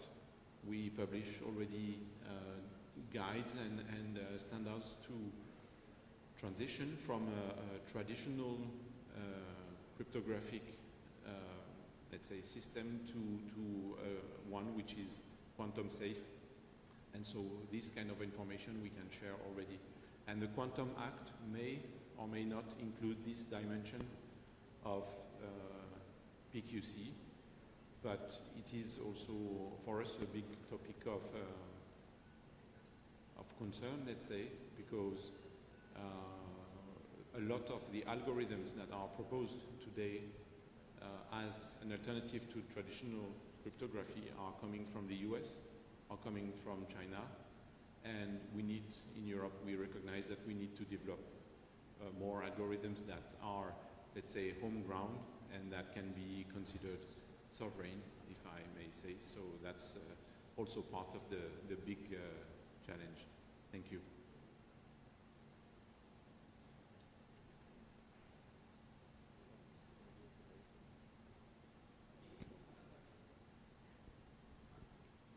Okay.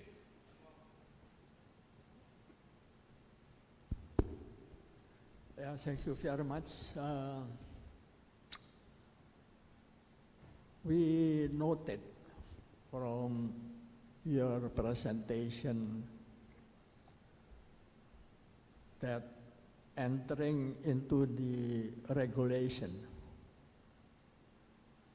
you have regulation 2026, I suppose, yeah, that you need 2 years, 2024 and 25, to that. Before that, we would like to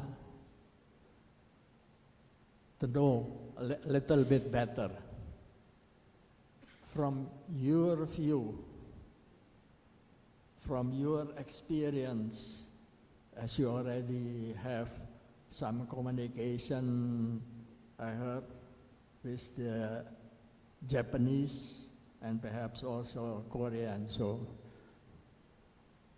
and we suppose that you might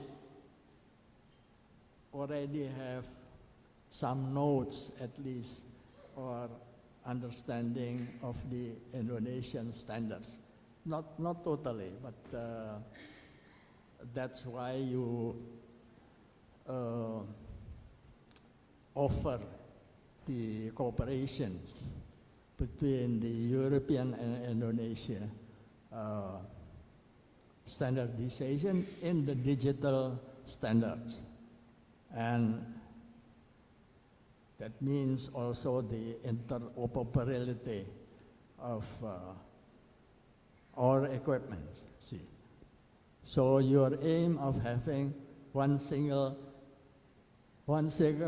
market is very laudable, of course, and that would be, I don't know.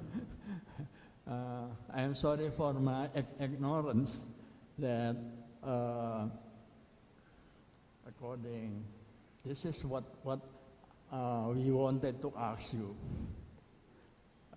In this digital standardization, market access, and particularly the interoperability of equipment globally. It seems that ITU has not yet come up to a certain global standardization. I might be wrong, but please tell us whether this is, because we are still working from the ETSI side and from our side, the BSN itself. So could you give an eye view on what the main efforts should be on the cooperation between standards from different countries, particularly between the European standards and the Indonesian ones. So, well, of course, this is what we still have to do with efforts between us, of course, and we'll be very, we will appreciate very much if that could be done, so that your aim of having a single standard, and particularly single regulation, because regulation comes after the standardization agreement. I hope my question is clear. If not, I will add some additional, what is that?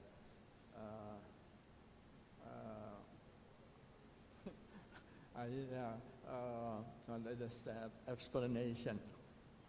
Thank you.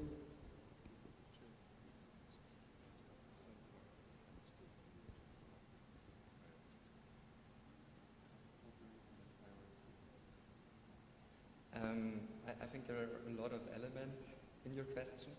To maybe start with, from our perspective, so SEN and SENELEC, it is most important globally to work at ISO and IEC. So international cooperation, from our point of view, happens at the global level. So as mentioned, we have these means how standards bodies like BSN, like the one from Japan, Canada, etc., how they can engage directly in our technical committees. But our number one priority is work at ISO and IEC.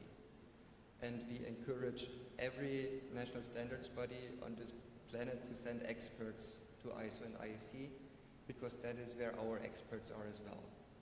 And we will most likely adopt all of the ISO and IEC standards, maybe with amendments, with changes, but this is where cooperation happens for us.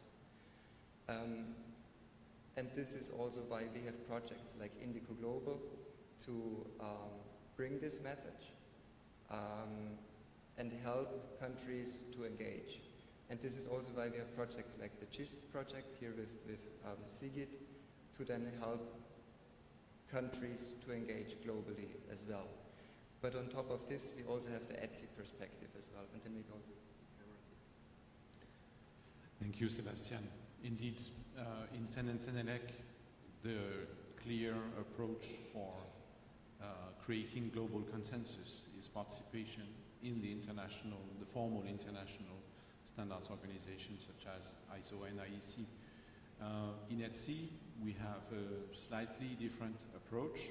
On some topics, we work with ISO and IEC. We also work with ITU, but we also form partnership projects that have a global impact, such as the 3GPP, which is the third generation partnership project, which was born after the success of the GSM, and when our partners are our colleagues, let's say from Japan, from the US, from Korea, from China, they came to us and they told us, your technology is coming to our countries. We want to be part of defining the next generation. That's why we created this global partnership.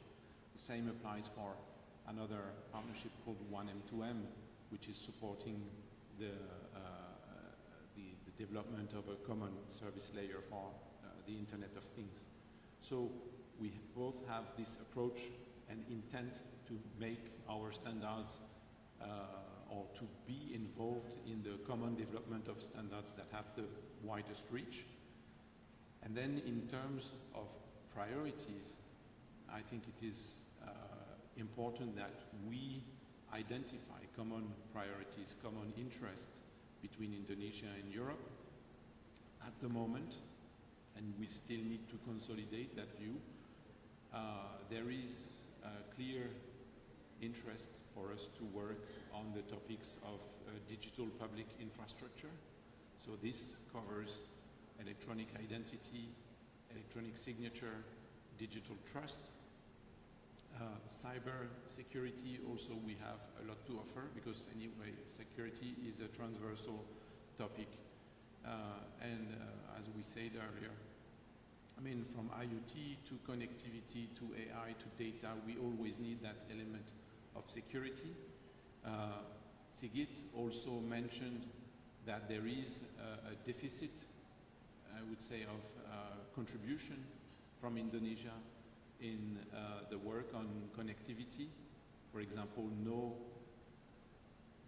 zero representation at 3GPP, whereas the country is adopting 5G, and then 6G is already starting to be developed.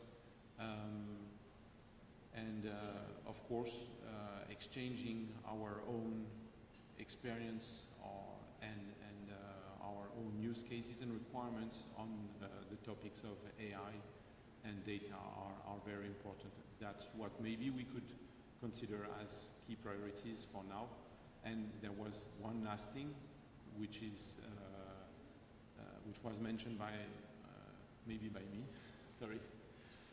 In Europe, we have this act on eco-design and sustainable products regulation, which sets up something called the digital product passport. It is something that Indonesia needs to be very well aware of if we want to have a continued smooth trade, especially in the textile sector, and that digital product passport needs to be understood and implemented by those who trade with Europe. The very last element I would like to mention, and I think we are already quite over time, is a priority that we have in Europe and which I believe is also shared in Indonesia, and that's the need to form and train young professionals that know what standards are, that develop a capability to be involved in standardization, and that from a broader standpoint, and I think it appears in the national digital roadmap, which is to have a broad set of people with digital skills that are trained. So on the aspect of standardization, we are also fully prepared to develop this cooperation on education about standardization. Thank you. I would just like to add a word about our intrinsic motivation, because these activities are publicly funded by the European Commission. So we have no direct business interest in them. It's a public interest. So also what the GIST project is going to do is capacity building in the interest of Indonesia and in the interest of the European Union, not directly in business interests. And for instance, in that regard, we are also helping, because AI was mentioned as a gap, we're also helping other regions to set up TCs on AI. That is something that we've done in the past as a means of how to exchange knowledge as well. So there's different activities and different priorities and different means of engagement. I hope this replies to your question. Okay, I think we should hand over. Thanks a lot.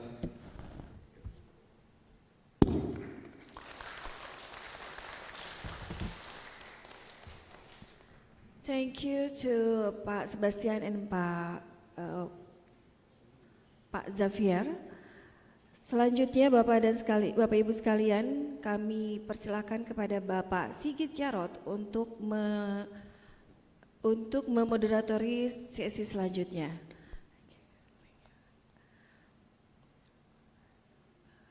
Sesi ini berjudul Indonesia Standardization Ecosystem and Regulatory Alignment.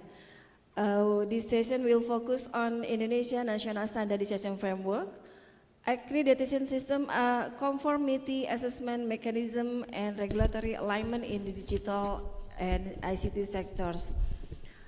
Pak Sigit Jarot, ICT Standardization Expert of Global Partnership for Human-Centric ICT Standardization GIST Project, and also head of the National Telematics Infrastructure Division of Mastel. Bapak Sigit, kami persilakan. Okay, thank you so much, Mbak Bulan. Okay, so in session 1, we discussed just now and get explanations from Xavier and Sebastian about the European side, because this is EU-Indonesia standards. So the next session will be the Indonesian sides. So for the next session, I would like to invite, please come to the stage. The first one is Pak Hendro Kusumo. He is Deputy Chairman of BSN for Standard Development. And then the second one is Pak Probo Agustinus, Dr. Agustinus Probo Diarkoro, He's Director for Standards Development in Mechanics, Energy, Infrastructures, and Information Technology at the BSN. And then, last but not least, please come to the stage, Pak Muhammad Arif Nugroho, Pak Nugi. He's the Chair of Technical Standards Formulation Team in the Directorate for Radio Frequency Spectrum Management and Satellite Orbit and Digital Device Standardizations in the Ministry of Digital and Communication Affairs, ComDigi. So this is the panel session style. So we will give some time to each speaker. It's about 10 to 15 minutes to give the presentations, and then after that we can have some Q&A for the elaborations. We can start with perhaps Pak Hendro first.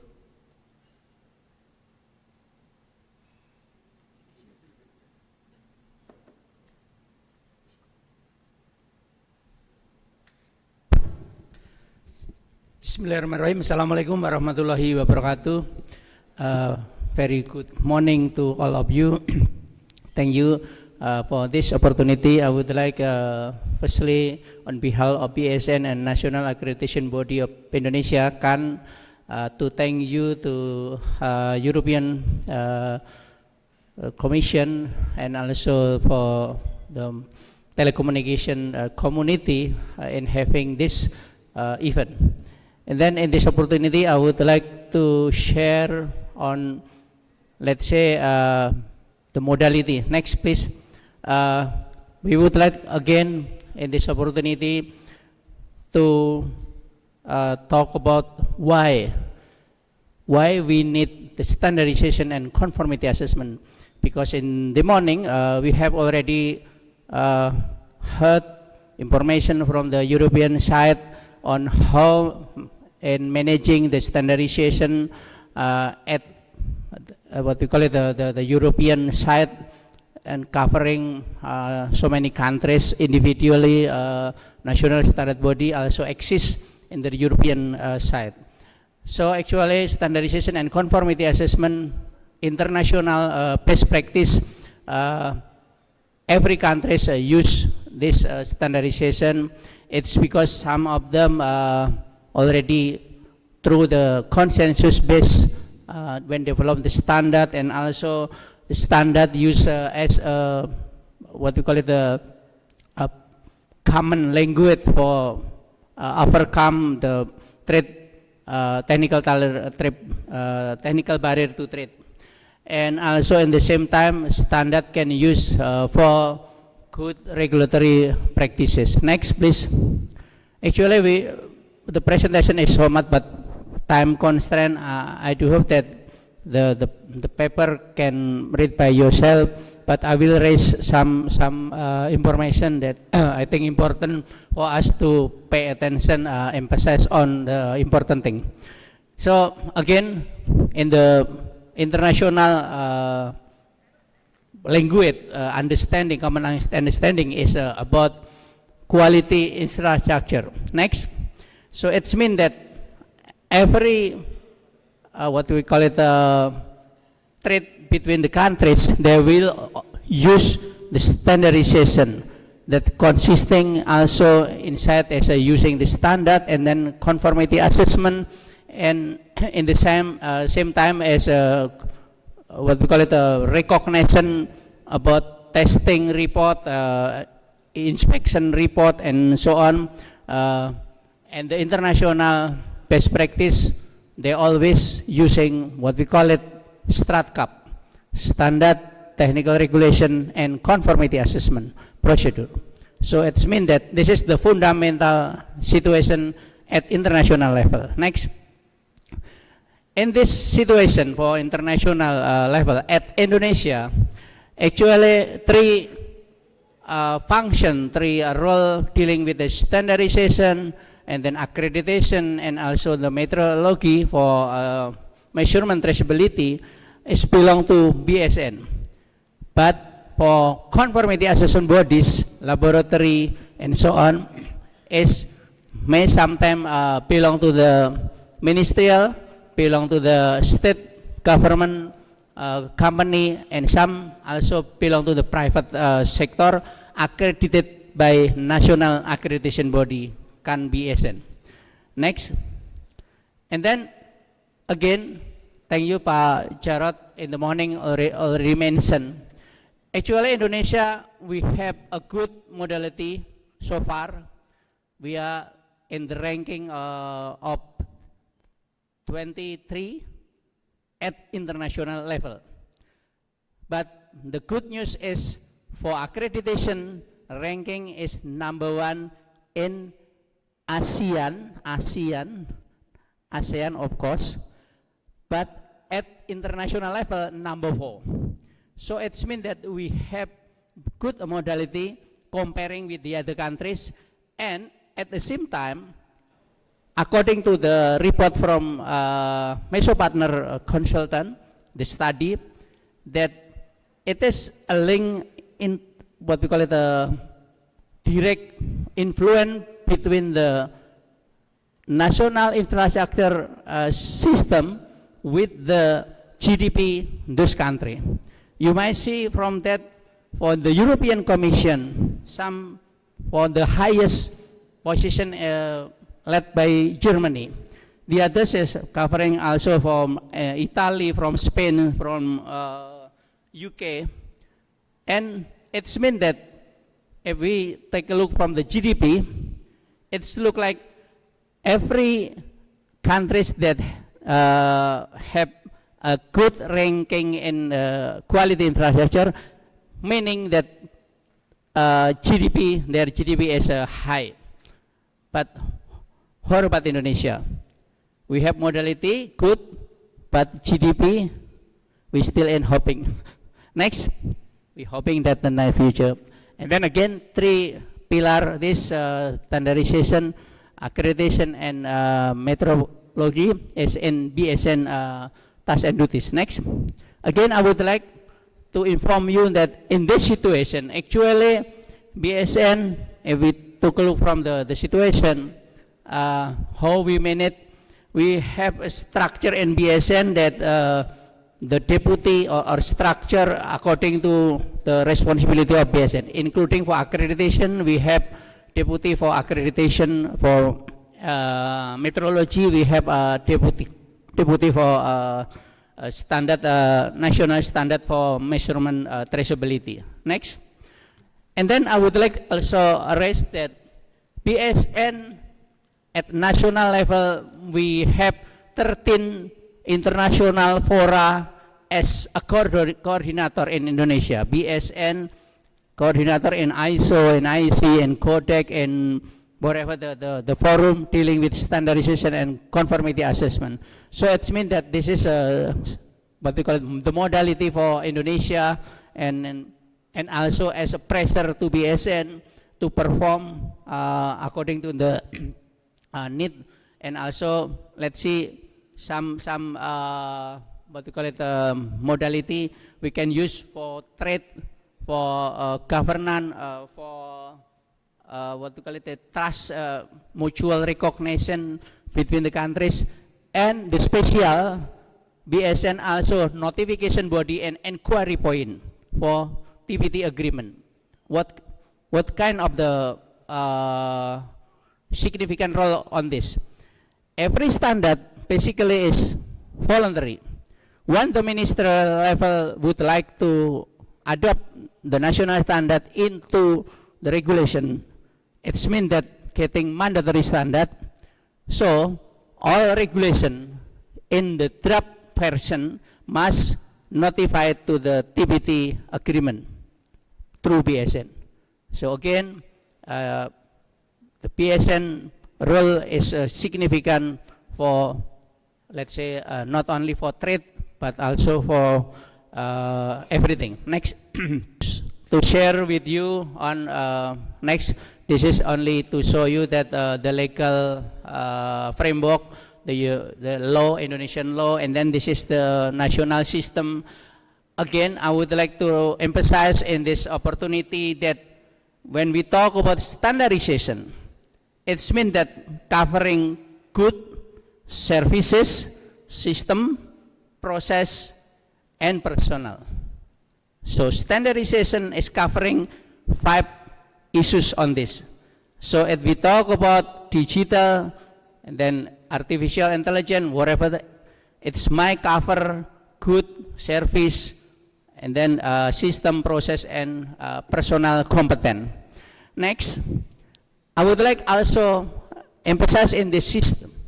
So Indonesia adopt international system into national system. It means that when we develop national standard, our reference is to the international standard, whether from ISO, IEC, Codec, ITU, whatever the international standard. In some cases, we adopt also the regional standard from the European, from CEN, from CENELEC, from ETSI, according to the national need.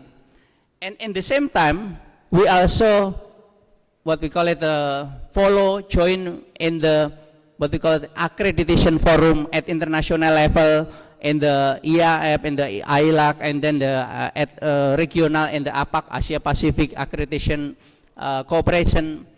And next week, Indonesia will hosting the meeting, special meeting for Asia Pacific Accreditation Cooperation in Bali. And then the participant will coming from the national accreditation body from the region of Asia. And then also the last is dealing with the traceability measurement.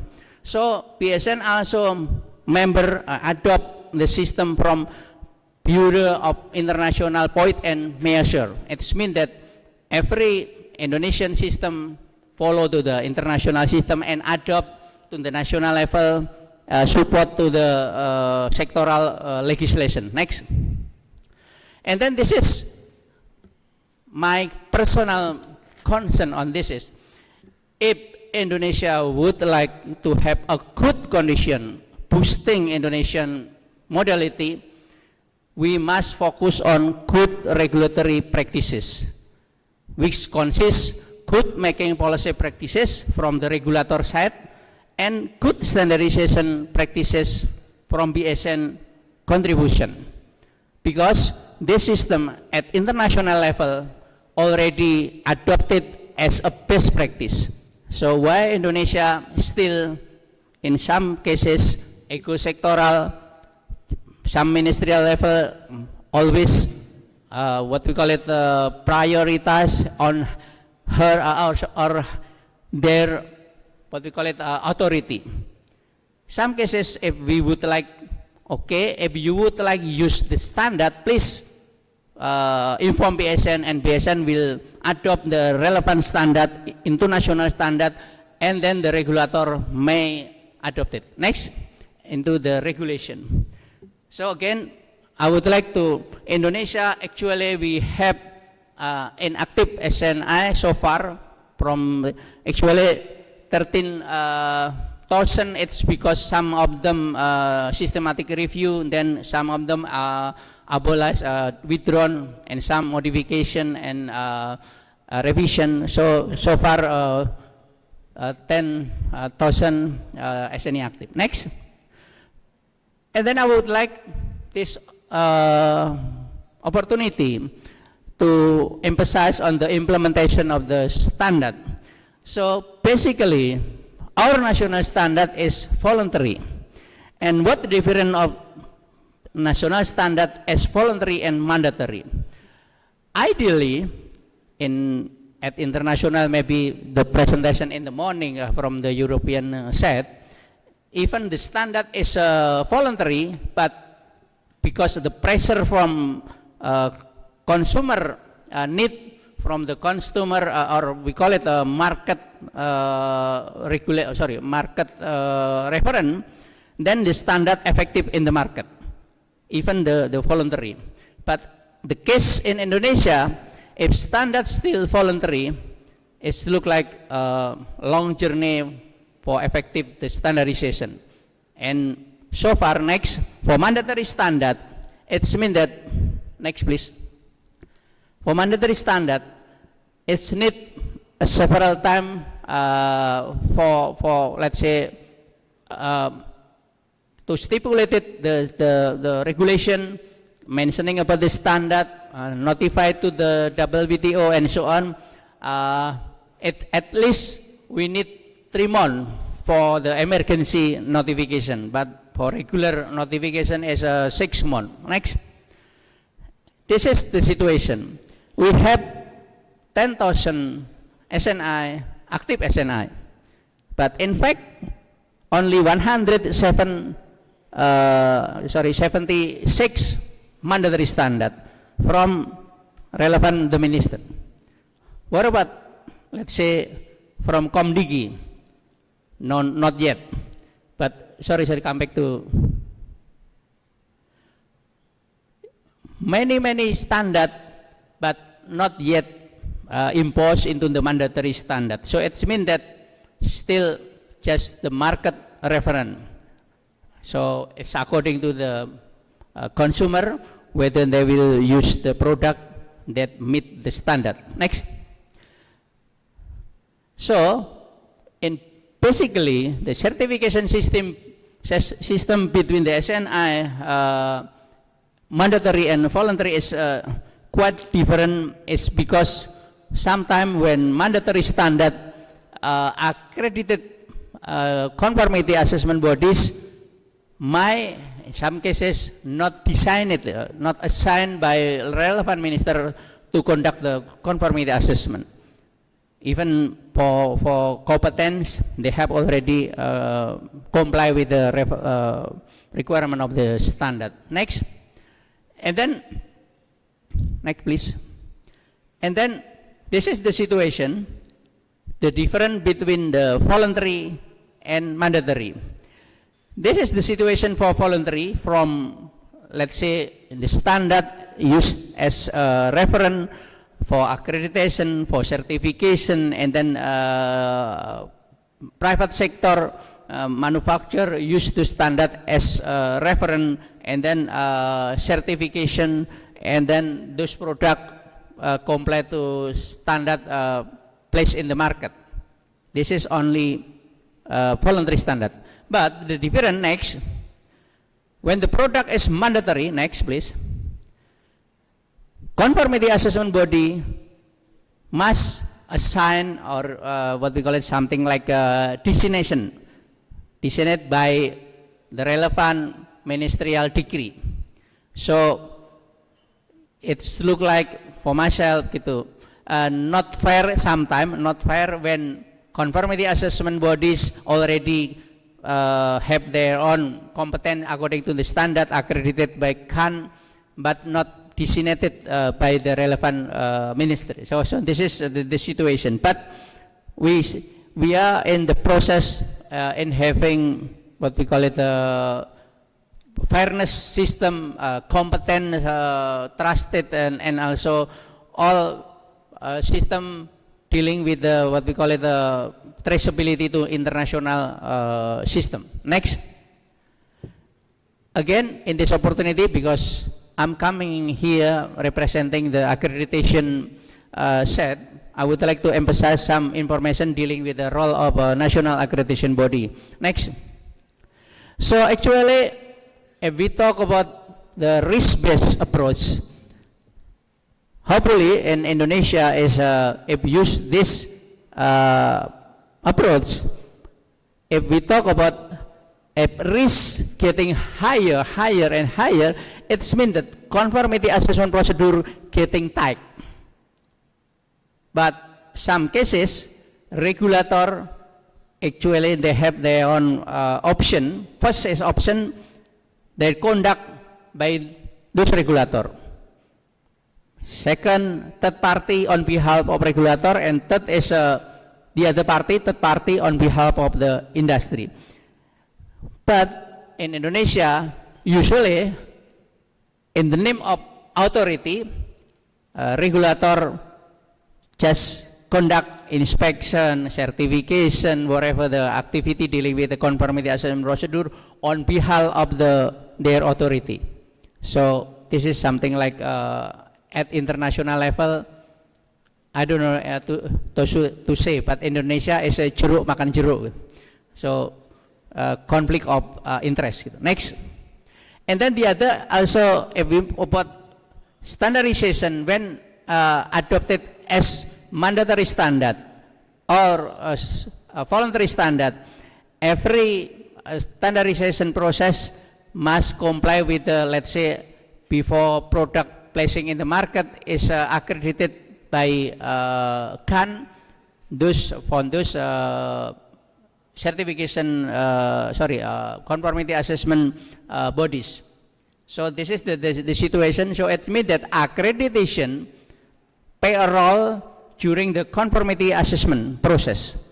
Whether the testing laboratory, inspection bodies, certification bodies, in some cases validation and verification bodies fulfill with the requirement standard. Next. In this situation, actually, at international best practice, for market reference, it's mean that voluntary standard. But for market requirement, it's mean that mandatory standard. So if we talk about minimum requirement under the regulatory regime dealing with the safety, ideally as a mandatory standard, market requirement to protect the society, user, consumer at a minimum level. But if we talk about the standard, it's my consisting at ideal level as a premium product.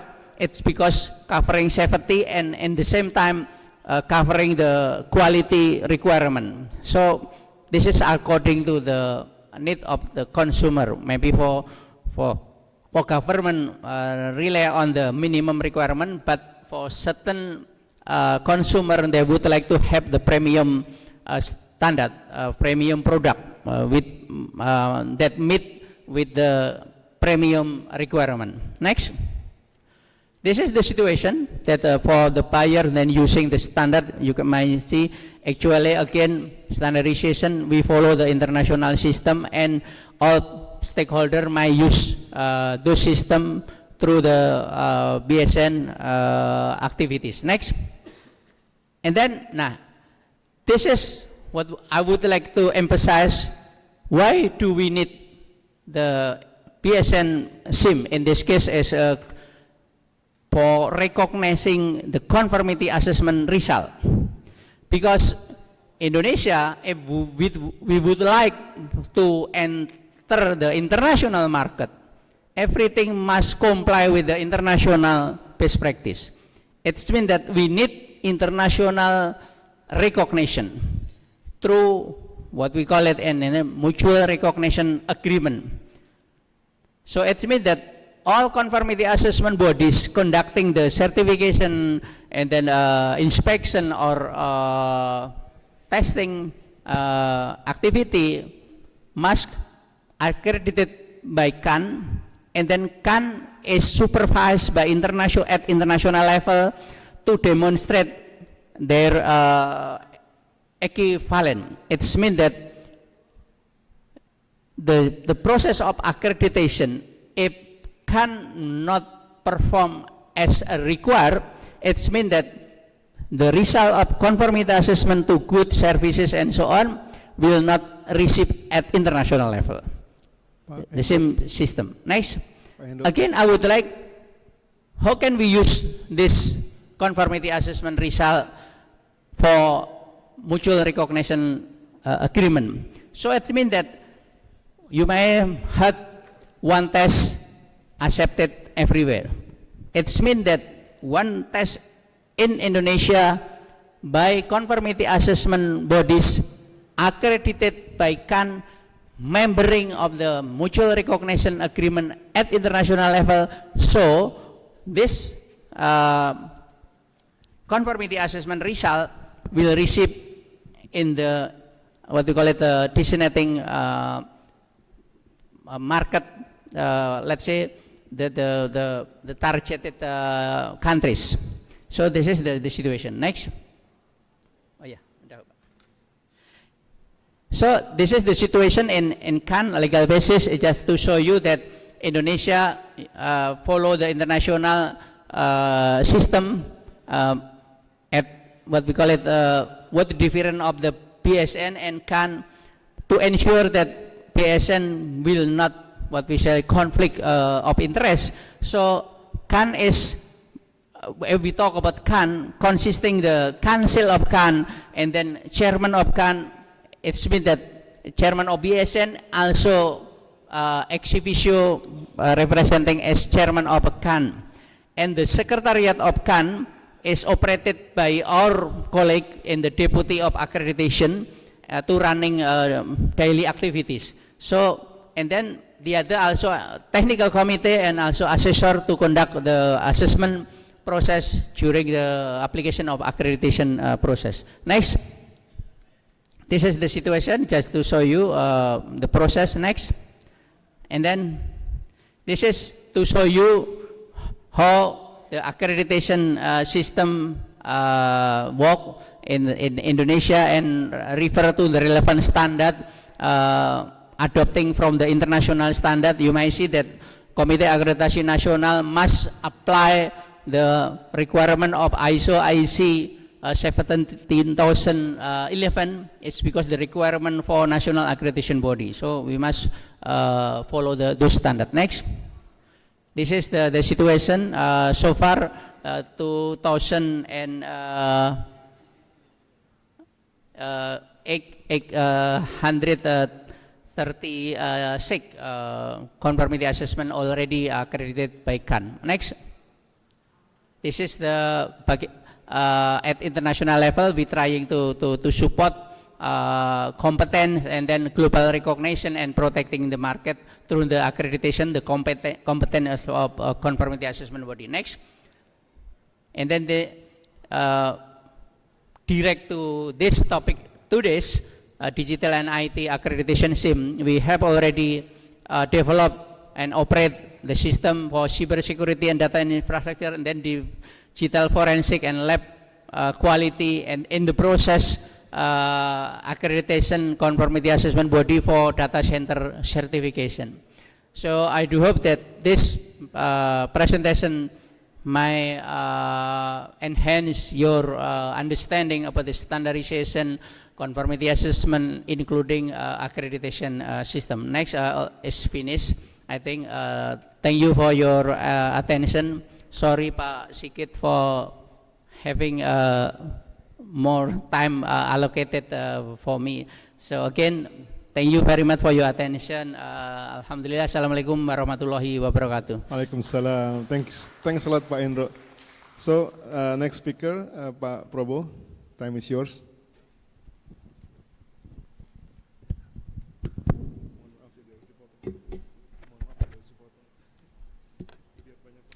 Okay, thank you Pak Sigit for putting me as a second speaker, because many of the things I want to share is already covered by Pak Hendro. So I will discuss about the standardization of ITC sector in Indonesia. So I'm in charge of the standards development in the sector of mechanics, energy, infrastructure, and IT. So next please. So I will cover a little bit about the context of international standardization in Indonesia, and then a little bit of national standardization system, which is some of this has been covered by Pak Hendro, and some other issues. Next please. Okay, so we are part of the international organization cooperation, international standardization cooperations. Among other, chiefly is IC, ISO, and to some extent ITU, but we have common goals in developing standards. That is how to achieve common goals in the global context, particularly what we define in the SDGs as a goals. So next one. So this is how we carry out the standardization process in Indonesia. So as Pak Hendro also mentioned before, that we have regulation concerning our standardization process. We have in the context of standards, we can see standards in the context of the scope, like is it national standard or international or regional, and we can also see as from the sectors of the standards. ICT is one of the sectors, and we also have different aspects of the issues that we standardize. So in BSN or in Indonesia, SNI, the Indonesian National Standard, can be formulated by adopting international or regional standards, for example ISO, IEC, or even EN standards. And we can also develop our own standards if there are no particular or specific standards that we can adopt. Next one.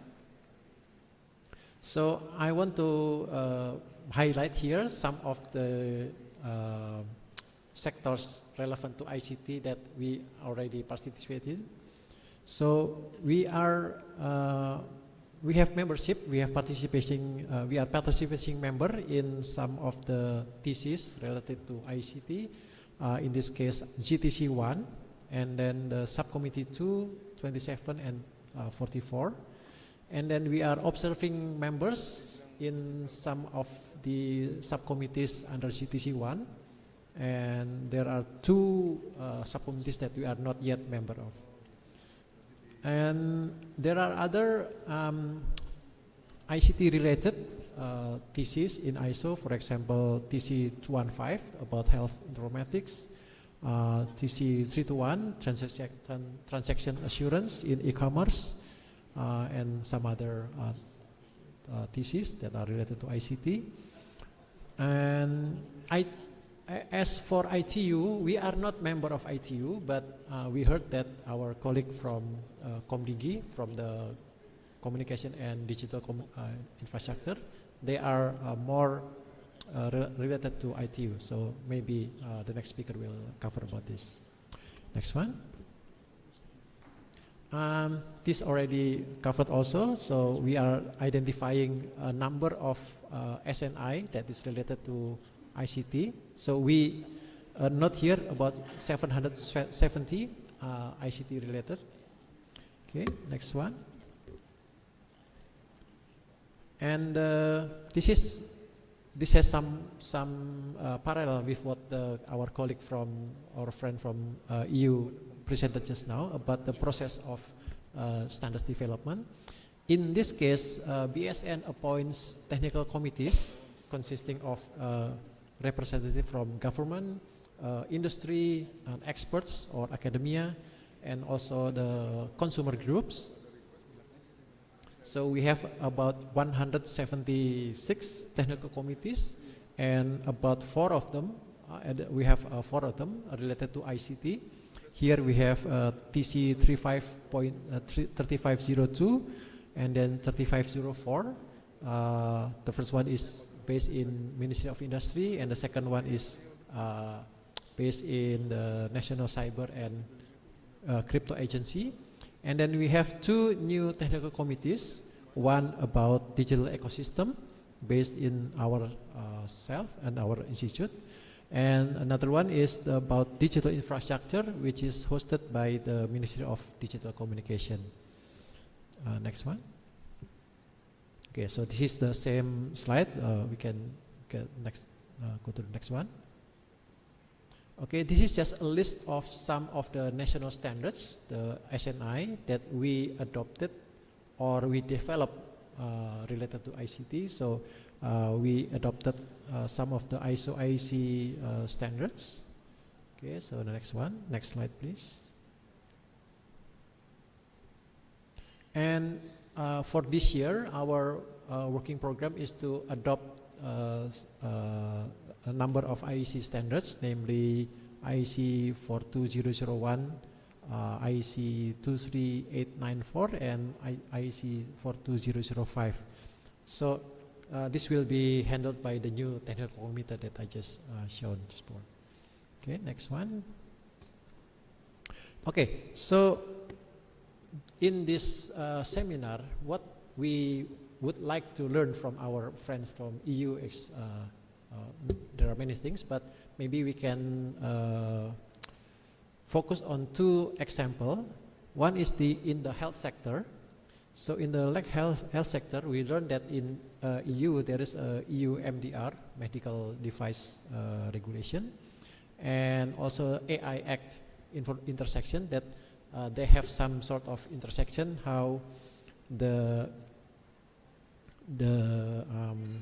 management system of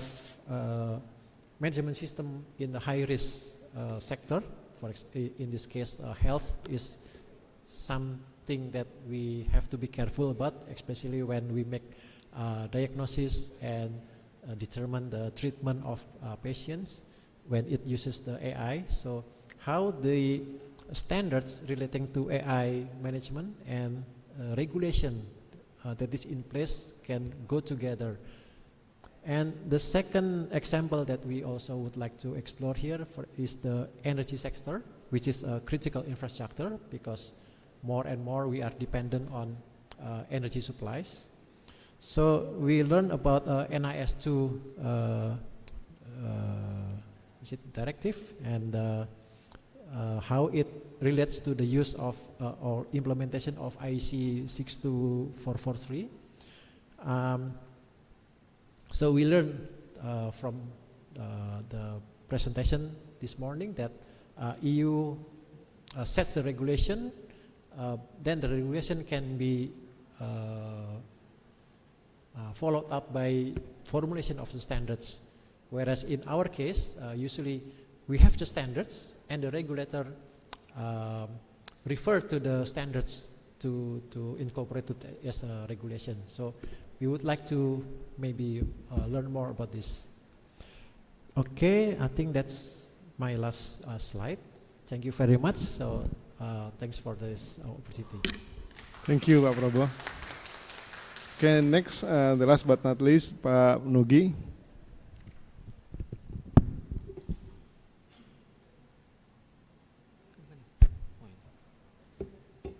Ya, terima kasih Pak Sigit. Could I speak in bahasa or? Up to you. Okay. If you can speak in English is better. Kalau bisa bahasa Inggris lebih bagus. Okay.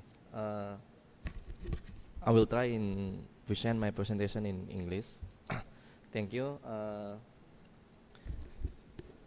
My name is Muhammad Arif Nugroho, and I'm with the Directorate of Spectrum Planning, Satellite Orbit Management, and Digital Infrastructure Standardization. And in this opportunity, I would like to present about telecommunication device regulation in Indonesia. Okay, next. This is the outline of my presentation. The first one is why the telecommunication device must be regulated. The second one is about the legal basis of the telecommunication device regulation. The third one is about telecommunication device standardization activities in our ministry. And the fourth is about the supervision and control the telecommunication device. Okay, next. Why telecommunication device in Indonesia need to be regulated? As we know that telecommunication device mostly use the frequency radio, and the frequency radio needs to be managed. So in our directorate, we manage the spectrum, and to avoid the radio interference, we need to manage also the telecommunication device. The second one is about the radio equipment could affect health in human body. So we have a policy like a specific absorption rate in handphone and tablets, which can protect the emit of the radio frequency in our body. And the third one is the telecommunication device is also part of the electric and electronic equipment, which can cause electromagnetic disturbance. So that's why we have the electromagnetic compatibility requirement in our regulation. The fourth one is the fourth reason is about safety. So we need to protect the society. So we have the electrical and electrical safety requirement or the laser safety requirement. And the fifth one, we need to protect the environment. We want to cooperate. We still cooperate. We want to cooperate with the cellular operator to manage their electronic waste from their operational. And the sixth reason is interoperability. We need to ensure that every telecommunication device need to interrupt with the other devices. Okay, next, please. Okay, this is our legal basis for our telecommunication device regulation. The first one is the Telecommunication Law number 36 of 1999, which also has been revised by the Law number 6 of 2023, the Law of the Job Creation. And we also have the Government Regulation number 46 of 2021. And the fourth one is Ministerial Regulation number 3 of 2024 about the certification of telecommunication devices. Okay, next. This is the article in Government Regulation number 46 of 2021, which every telecommunication device that made, assembled, or imported for trade or use to the Indonesia must meet the technical standard, which the evidence is by certificate. And the purpose of this technical standard, like we mentioned before, is to protect the public, to prevent harmful interference, and to ensure connectivity, and to encourage the development of the telecommunication industry. And the formulation of technical standard could be by the adoption or adaptation from the international or regional standards, and also could be from the innovation of our national telecommunication industry. And in certain cases, international standard could also be used if there is no national technical standard has been established.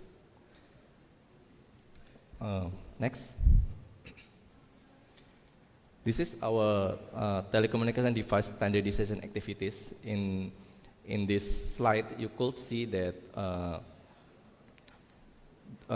there is 4 directorates in our DG that involved in this standardization activities. The first one is in our Directorate of Spectrum Planning, Satellite Orbit and Management, and Digital Infrastructure Standardization, which established the technical standard for telecommunication devices. And the equipment, before enter the market, they must be tested in Indonesian recognized laboratory in Indonesia. In Indonesia, in ComDigi, we have our own testing house, which called Indonesian Digital Testing House in West Java. And after the testing house developed the test report, the Directorate of Digital Infrastructure Services will check the test report and will create the certification based on the test report that stipulated by the testing house. After that, the equipment could be enter the market, could be sold to the society, but we also have the post-market surveillance from the Directorate of Digital Infrastructure Control. They will check the conformity of the devices, which they meet the standard, the technical standard that have been tested before. Okay, next. In our technical standard, there is some requirement. There is 7 requirements that we developed. The first one is about the power supply requirement. This requirement is to ensure that the telecommunication devices are powered by the AC or DC power source.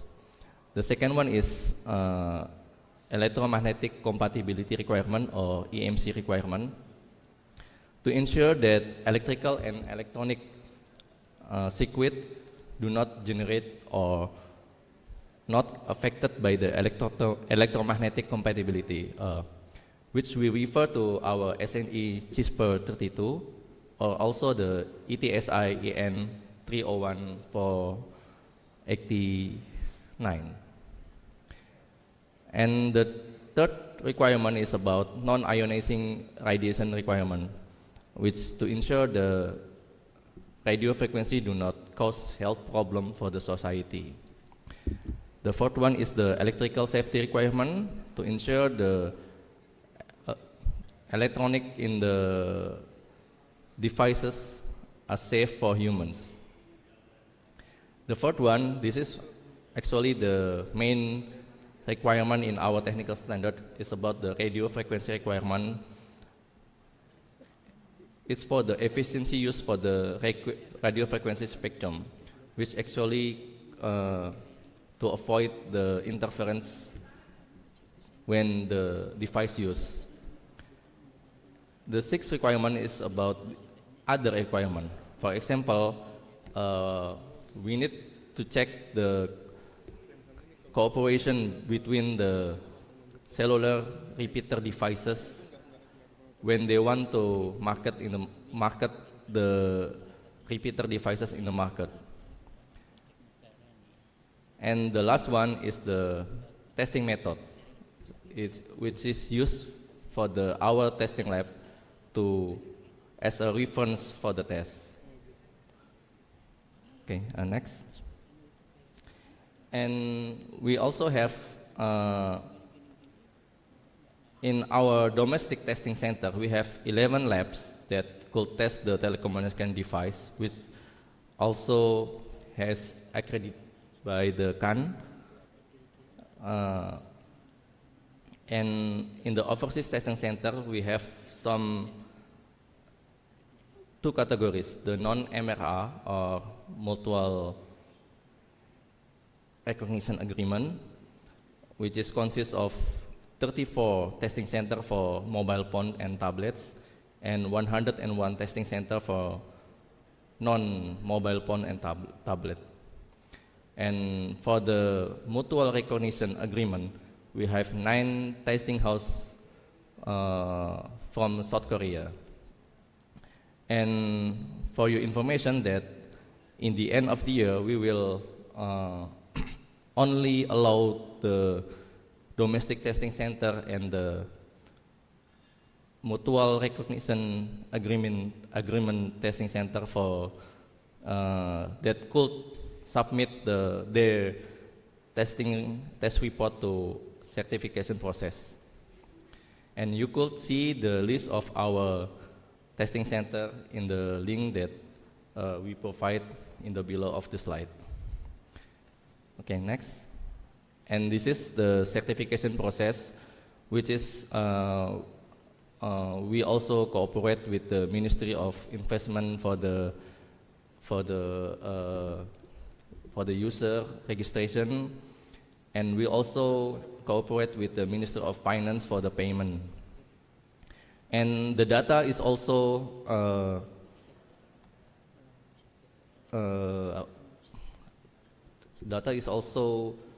coordinated with the Ministry of Finance to the Customs Agency.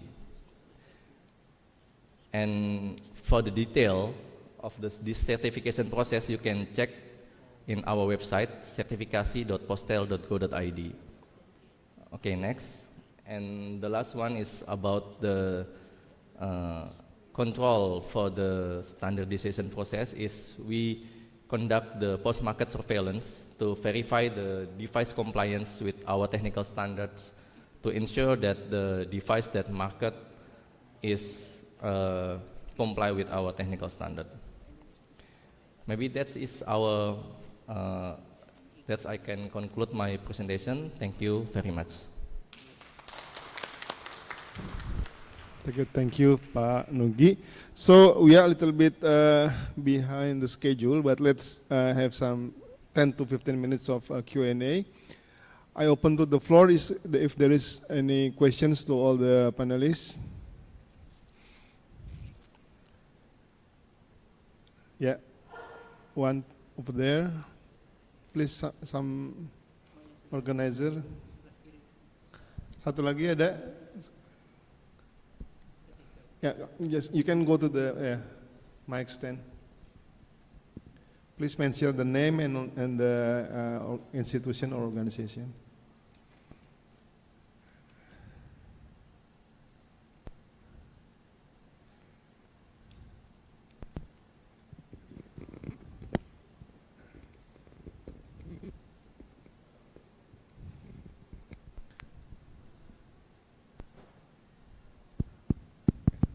Okay. Thank you. My name is Yugi. I'm the expert assistant of GIS. I have a question for Pak Hendro from BSN. You have mentioned that ASNI has 10,000 plus active, BSN has 10,000 active SNI, and the majority of it are voluntary and only 170 something are mandatory. And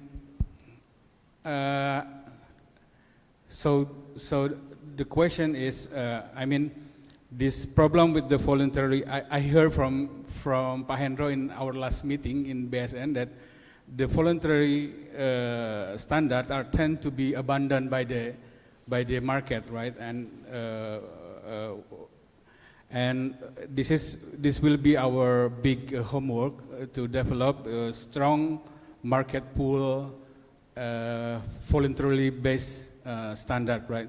So how do you, I mean, from this majority of voluntary standard, can you specify how many are them come from the are rooted strongly from the market need, and so that the reason to exist for this standard are strong enough to be implemented in the market.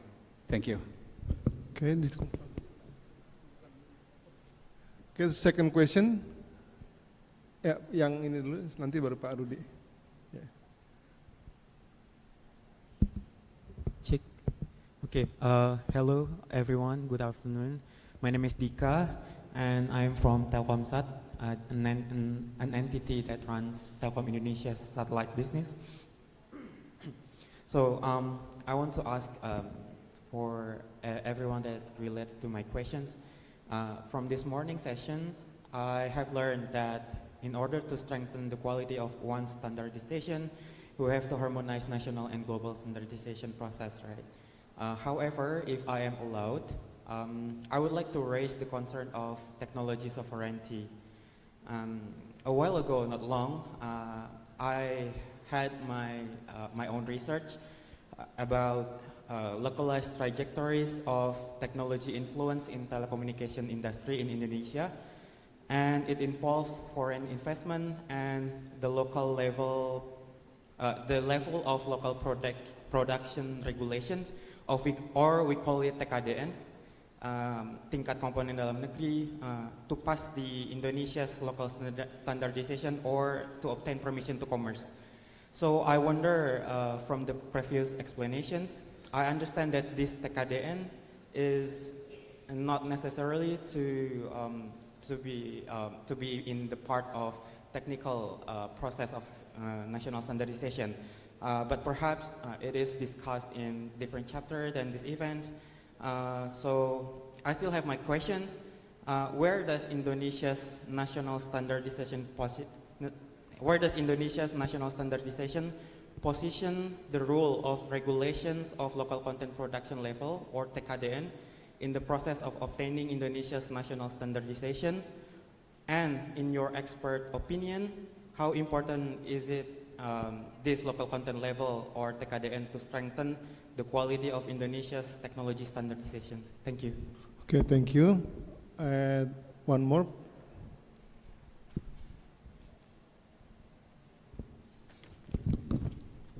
Thank you. My name is Rudy Rustia. I'm from Mastel Professional and Association Board, and also I'm a chair of ABDI, Association of Big Data and AI. My question is for BSSN, from panelists from BSSN. BSN, Pak. BSN, sorry, Yeah. BSN. Yeah, BSN, and we would like, I would like to emphasize on your presentation about the ISO IEC 42005, Pak, to 2025. It's on IT and AI system impact assessment. How is the status now of this ISO? Because I think it's still on progress, because there are so many risks and impact of AI, especially about data privacy protection, safety of AI, black box, and also AI might also replace jobs, might replace jobs. So on the other hand, I think OJK has also already has AI governance and for Indonesian banking public regulation.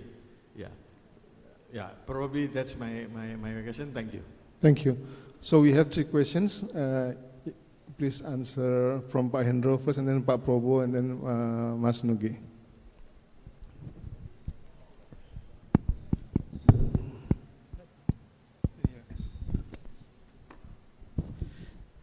Okay, thank you for the question.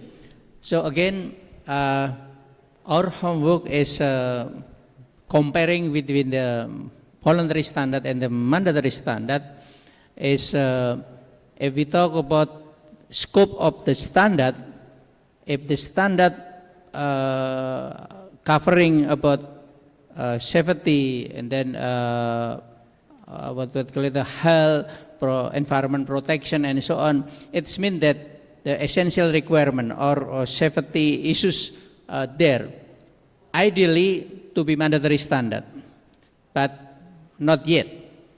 And the other, for voluntary standard, our focus is all standard that you might not, what we call it, the need of standard coming from the relevant stakeholder, whether from government for regulatory purposes, for mandatory standard, or coming from industry for market reference, maybe in some cases coming from the consumer for consumer reference, because you might know that the case in standardization is according to the consumer need.